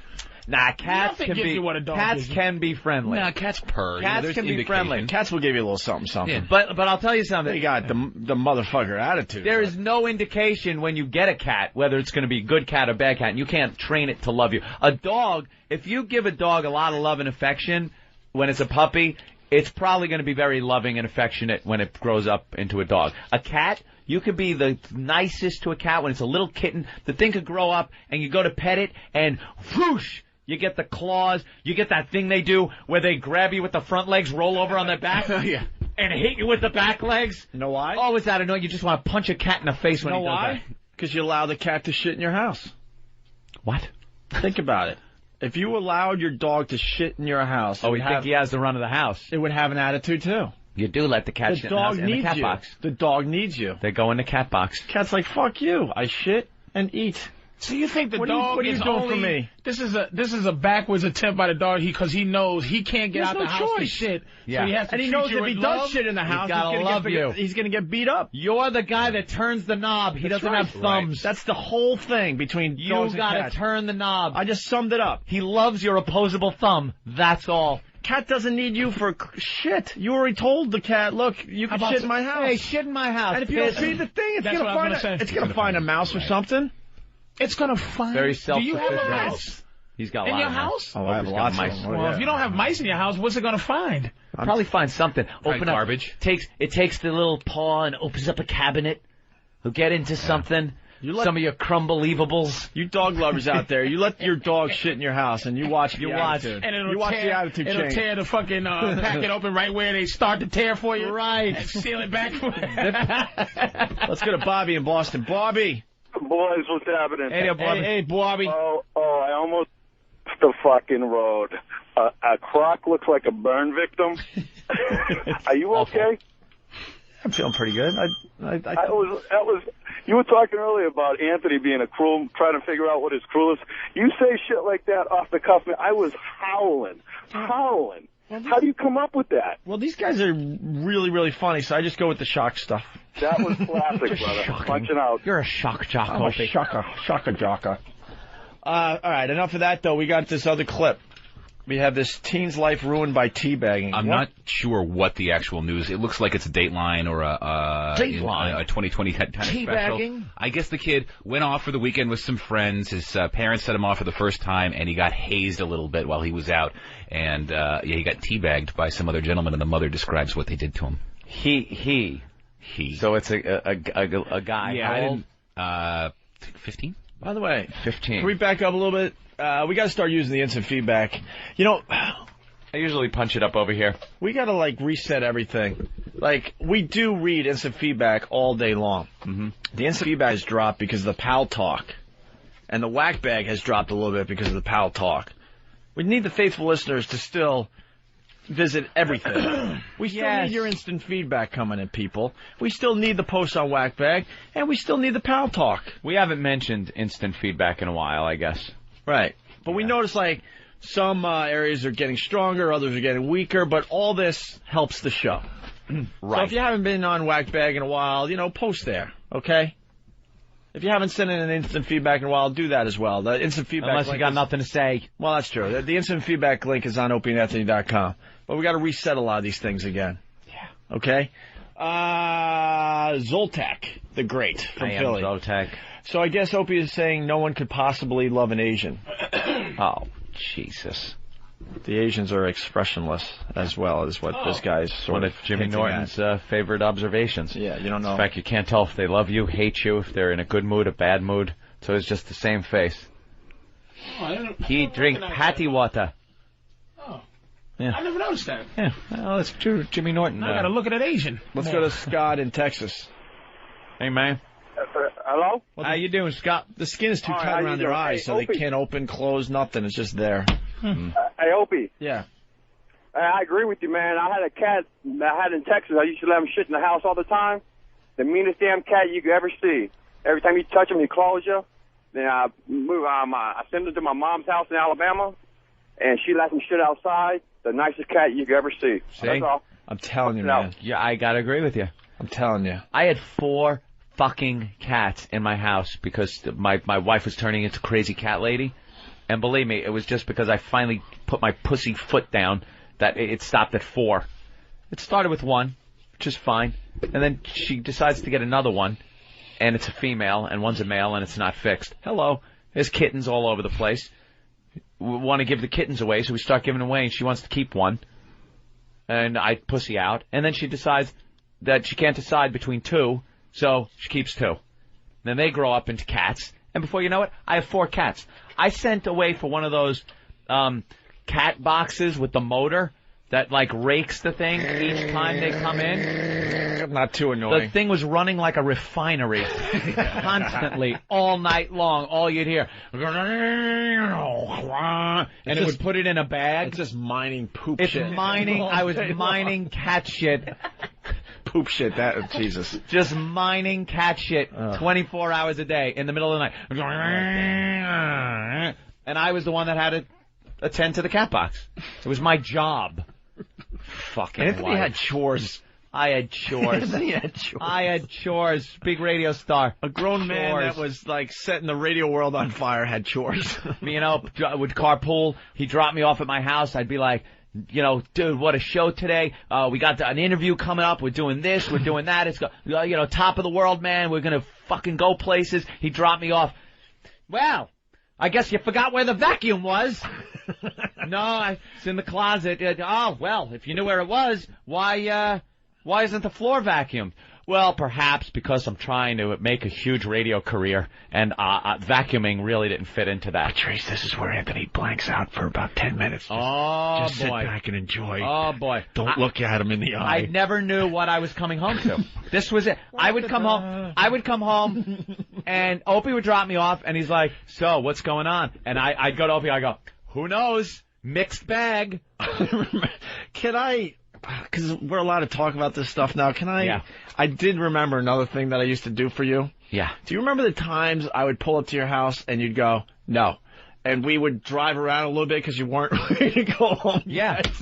We wouldn't go to a bar or anything. It's like, no. No. Could you just drive around Huntington? No. Just take the long way home. Take the long way. It's because some days would be, well, you forgot where the vacuum is, huh? And I'd be like, no. And then other days, I drive up and like I was really into playing Half-Life, this game Half-Life, during that time, and I was trying to beat the game, and I was just psyched to play it. And we'd pull up, and I didn't know if it was going to be Angry Wife or not. You know, where's the vacuum? Why didn't you do this? Get cat box. And then I'd pull up one day, and all of a sudden I'd look in, and it would look like Carrie's house after she walked home from the prom. Just candles everywhere. Oh, candle night was always a treat. Candle night, and I'd be like, oh, I guess she's feeling amorous. This is great because I'm feeling nothing for this woman.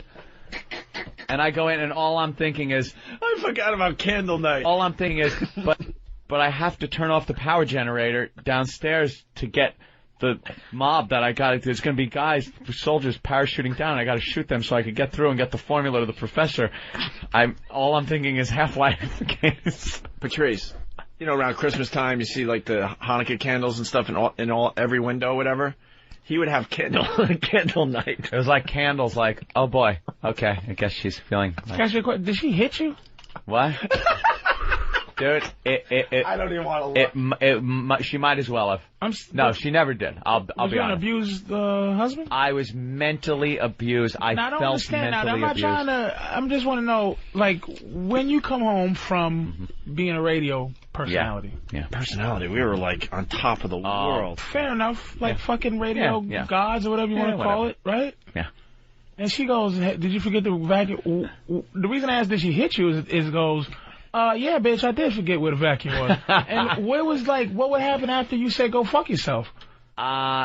There would be hours of misery, arguing, and shit. Like, I would have to plan out what time it was as to how much balls I could have to answer back. There was like, if it was coming up late and I knew I had to go to sleep, she came up with some shit, I knew I couldn't answer back, or else it would be 3, 4 in the morning with her hovering over me. Yeah, you try to fucking sleep, you motherfucker, and this, and I couldn't do that because I had to go to sleep. So how many years did you deal with that? 9 years. How many years during the radio did you deal with that? Let's see, all of Boston, and I don't know, maybe a year and a half in New York. Yeah, probably a year in New York. So about 4 of the 9 or 4 to 10 years? No, closer to 6 years, man. Because then we had the BAB time. Oh yeah, well it was all, you know. We had the BAB time from 1990. Then we had the 3 years in Boston, then another year or so. 1990. See, but I was a pretty beaten guy. Like when I got married to her, I wasn't radio star. I was fucking tin knocker construction worker guy. It was Chris Daltrey. Yeah. And now, she was. Actually, was it American Idol? Was this like your American Idol that kind of you go, bitch, I'm a winner. I'm done with you. The second I started making a little cake, get me a girl with the age teen. Something teen. That's what I want. Are you fucking serious? Partially.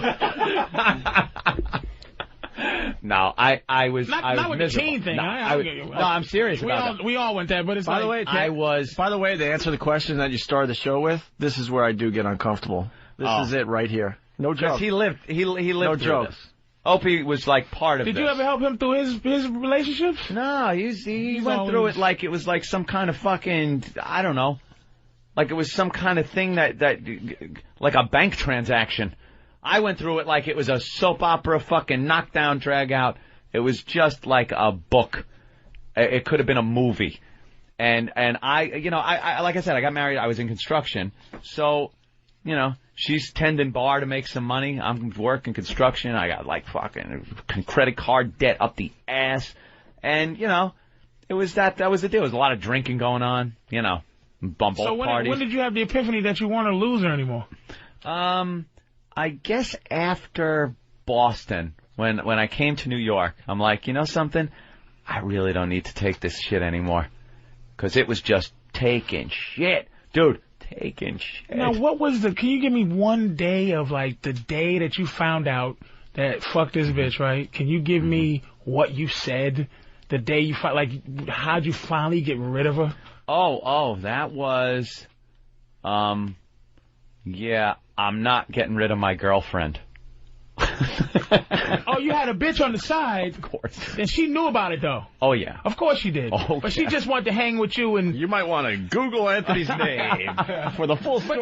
But you know, Anthony, that's what I Anthony's always name. say. When you first met her, to get to that point of I love you and marry you, there was a good person there at some point. No, it wasn't really an I love you, I marry you thing. It was more of a... told the story. It was more of a... She was never really a person that you really loved like that? I would never have married a girl like this. It's one of the saddest stories. It was. I'm not even kidding. This is where I get uncomfortable. It was. I'm creeping up on 30 years old. I got to become like, and everywhere I went, I still felt like a kid. Like I'd go to the your bar, way of being a man. To the bar my mother worked at, and they're like, hey, it's Rosie's kid. Buy Rosie's kid a drink or something. I was just turning 30, and it was like I'm still a fucking like a kid at work. I had a shitty job, and it was, I was the kid there. Never treated like an adult. Never knew how to be an adult or, anything. So where'd you meet the I bitch? thought, let's see, she was, like, banging my brother for a while, and then... Just a bitch that was around? Yeah, around at the bars and stuff, and then we hooked up, and I don't know, we kind of hit it off and shit. And you said, will you marry me? And she goes, yeah. Yeah. You want to get fucking married? It was like over a lot of Jack Daniels and Captain Morgan, Oh, it was just, always, I was a always lot of drinking. medication. I was always drinking. Never good fucking, never really great and anything. Thought, it was just back then what it was. My whole life back then was just a clusterfuck of, like, being in a place and wanting to be somewhere completely different. I was working construction knowing damn well this wasn't what I should be doing. I knew then, before I even met Opie, I was like, I want to do radio. I want to be on the radio. How does a construction worker get into fucking radio? You saved this nigga's life. Oh. Yeah, he knows it. Right?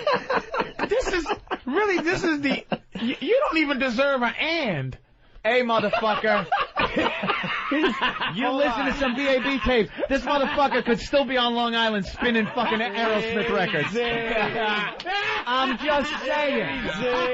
just saying. Without the and, wait a minute. You're grateful for the and up in this motherfucker. I'm just saying. I'll tell you the God's honest truth. When I brought Anthony aboard, I had a name for myself where I was at the time, and a lot of people said, why, put his name in the show? And I'm like, I said, trust me on this. How long before the and?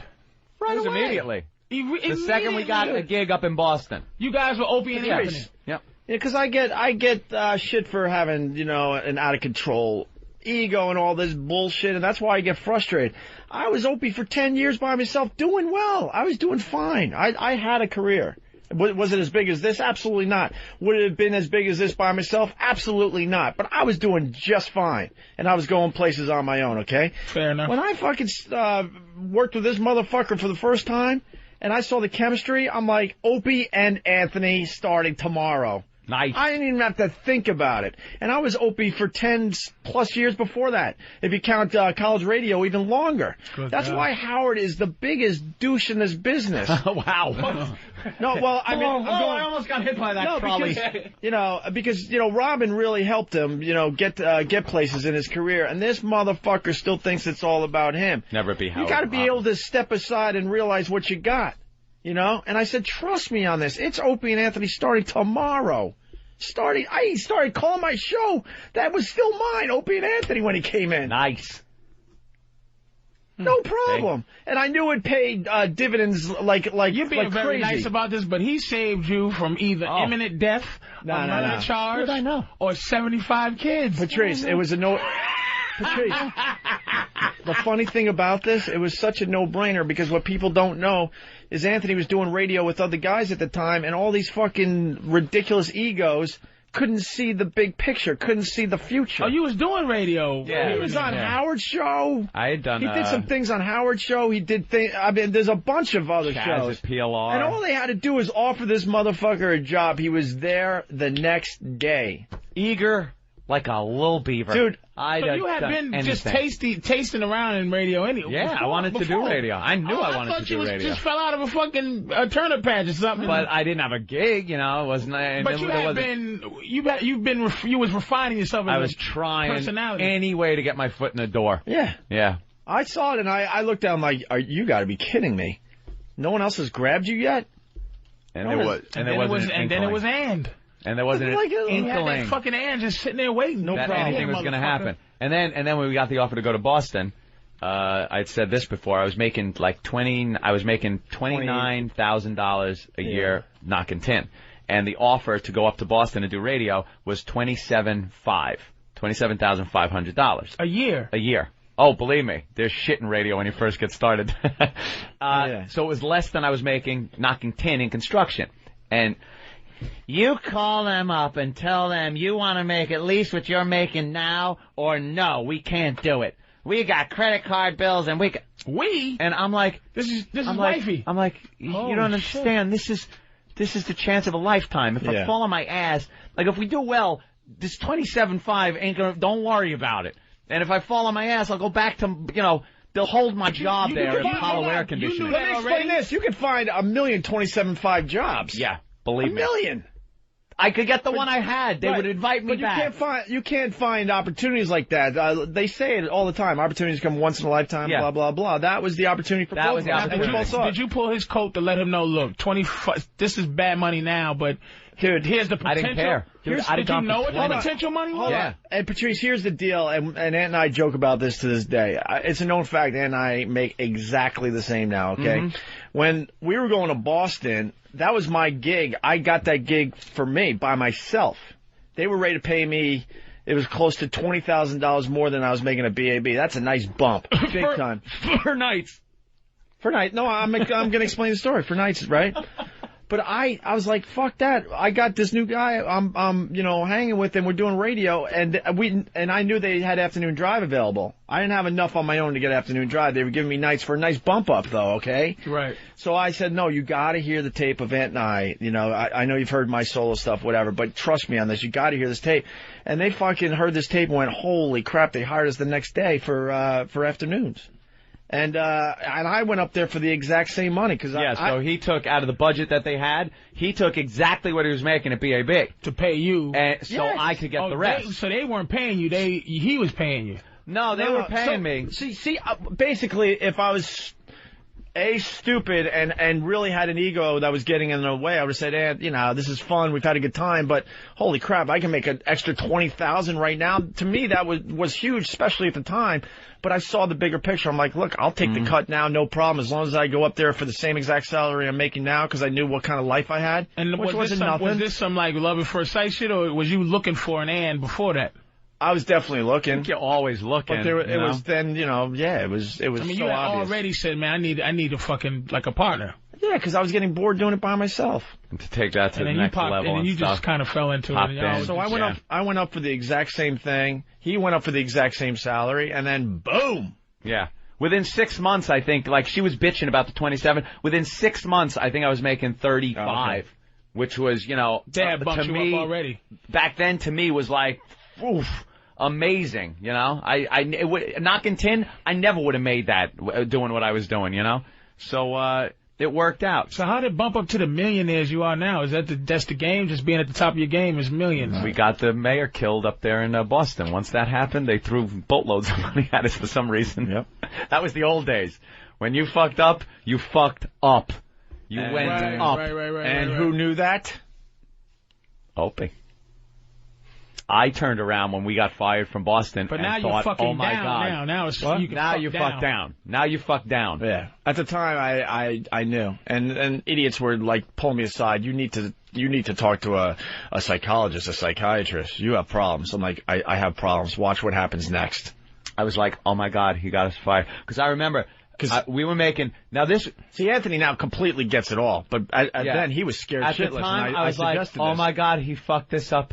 Oh my God, we got Did fired. y'all have Oh my God, a shitty argument? No. We've rarely fought. No. We've rarely fought. It was, no. So do you have to but I was, at the time, it was a few years later, my dream was to make $50,000 a year. That was it. That to me was like the ultimate. That was your fucking, That was the ultimate. That was the goal. And I was, at the time we got fired from Boston, I was making, I think, 60. Yeah, we were about there. And we were just ready to get our raise to like 80. Something like that, yeah. And I was like, I was beside myself, like, oh my God, Which, by the I'm way- rich. I'm rich. I finally did it. Boom, fired. White trash. Oh, yeah, right. Oh, you was making about 60? You are really white trash. Which, by the way... Holy shit! 60! Dude, where I was living in an apartment building with a bunch of Brazilians. You was looking at and fucking since you was a teenager. Dude, I was rich. And by the way, we're not going to get sympathy for this, but opening. We were huge in Boston, making the company so much freaking money. They took advantage of us even when we were making 60, 70, 80,000, whatever it was. But then when we got fired, and I'm like, wait, what happened? We got, and all I could think of was going back, knocking 10, 29,000 and tell them, dude, I was on the radio for a while. I was going to make $80,000 a year. Just the story of what. All right, get some insulation up there, and now wrap that ductwork and get like Dr. Bellows. Yeah, but I was Major Nelson. I just was making, and then, but I turned and she. But I had what Major Nelson. It was here. But it disappeared. Now, do you think you got the potential? Now, what is the difference now between you now? Like, could you think you could ever be in a position? You think your girl now could turn you into old Anthony? Like, if she decided to just no. First of all, be an asshole. She ain't that girl. Well, no, I'm just saying. That's for hypothetically, my wife was one in a million. If you met a chick, do you think potentially you can be the guy that could come home and she never? Where's the boat at? You know, never she again. just ups her game in terms of like, motherfucker, why don't we have 4 cars, asshole? I will never again be that guy. Never. And you think you changed just because of the what the radio gave you, like that confidence? A little bit of everything. Getting older. I completely. Life experiences. Completely believe him. Just things. Completely. I ain't that guy anymore. I just don't take shit. I'm very diplomatic. I'll take a lot of shit, but I'll fight back with diplomacy. But then I cross a line and it's over, Johnny. I swear to God, it just explodes. Not in like violence, not physical violence, but I will just boink, shut off. I give a fuck you or a that's it, and I leave the situation. You're not saying anything crazy there. I think a lot of people are like that. Yeah. They'll take the shit, and then finally done. But my line has also gotten a little closer to me. I don't take as much shit as I used to. Okay, I used to just fucking We got to wrap up because we got to take a break, Derek, and the guys got to like catch up. Is that all right? On Mershals. So did he answer your question? I don't even know. Yeah, I don't even know what it was. Punk motherfuckers. Always brings me back. Oh, you see, you know something? You black guys, you act like you got all your women in order. Watch that scene from fucking Reservoir Dogs when they're all talking about how black guys treat their women. And it's like, but when they get home, their bitches put them in their fucking place. Put super glue on their dick. Hey, put that wacko glue on. I was there too, though. I was there. I just learned earlier. I was off goofy earlier. I got to break in really fast. Lady Di is on the phone. Oh, well, now, faithful listeners know who Lady Di is. Now, her husband knew how to get out of a relationship. Yeah. He stood on the tracks of a train and let it run him over and died. No, stop. Oh, the luckiest man in the world. That's right. Lady Di, we need an update. What's going on with you? How you doing, Di? I'm homeless. Sucks to be you. It does suck to be me right now. Sweetie, look, I filled the bowl. You gotta respect that. Anthony Show. Disgusting. For us today. I don't know if we're promoting anything, are we? I'm doing Caroline soon, but probably Black Phillip is coming back next year. Yeah, we're going to do Black Phillip next Saturday night, hopefully. We got to figure that out. A couple things we want to get to before we get out of here. Another death at Disney, huh? The happiest place on earth, they call it. How could it be? And that same ride, that Mission to Mars, is it? Or Mission Space? What's it called? Space Mountain. Mission to die. Mission to kill the clientele. Yeah, it was. It's one of these things that, in essence, it's a centrifuge. You sit in this thing, and because your perspective doesn't change, you don't see the outside. You just see like you're inside a rocket capsule, and you're looking at a screen in front of you. So when they take off, you see yourself launching. You feel yourself get pushed back in the seat because this fucking thing is on a centrifuge, and you actually feel the G-forces pushing back. And I've heard it's very realistic. And there's also a thing that makes you feel like you have no gravity. Do the same thing by moving this little apparatus around. They could trick your senses. Apparently, it kills people too, because some kid, if you remember, about a year ago, was killed in this thing. Some 6-year-old that looked like he was about 15. What are they getting? Like heart attacks or something? Yeah, like heart problems. This woman apparently had blood pressure issues, and it's killing people. But it's Disney. What do they do, Ope? Well, I believe they just hose it down. Hose it down. Put the little Mickey in front of the line. It's a little wooden thing cut out that has Mickey on it. Sorry, kids, ride's closed for a while. Just a casual sign that says closed for maintenance. Closed for maintenance. Right. They should just have a patron laying down with the XX, like cartoon X's over their eyes. Closed for maintenance. Closed for maintenance. Go get a hot dog. Yeah, we'll be open soon. Check back in 20 minutes. Don't you worry. Hose it down. Hose it down. That's what they do there. Start them up. Roll them. We got to get it's a big attraction there in Epcot. Yeah. And Epcot isn't known for its like big attractions, so they got to get the big rides, Mission Space. They got to get it up and running as quickly as possible. But I think now that 2 people have died on this thing, they're going to have to do something. Yeah. They are going to have to maybe tame it down or figure out what the hell's killing people. Well, that's a very good question on 7. Because what are you going to do? All right. People want to know if we're going to put out a DVD. Yeah, I think we should put out a DVD. Lady Di. How you doing, hon? Lady Di. Remember me? You said what before the commercial? No, I didn't say anything like that. I'm just telling you right now that I'm homeless. I'm out on the streets. That's it. Wow, we knew it would end like this. All right, thanks for the update.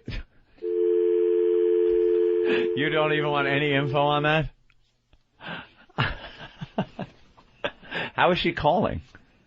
I have no time for her. Is that a payphone or a cell phone? I have no time for her because we got so involved with her.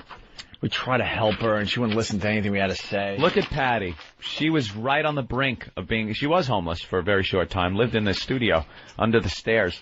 And we actually helped her out. She took the help, parlayed it, and now she is fine.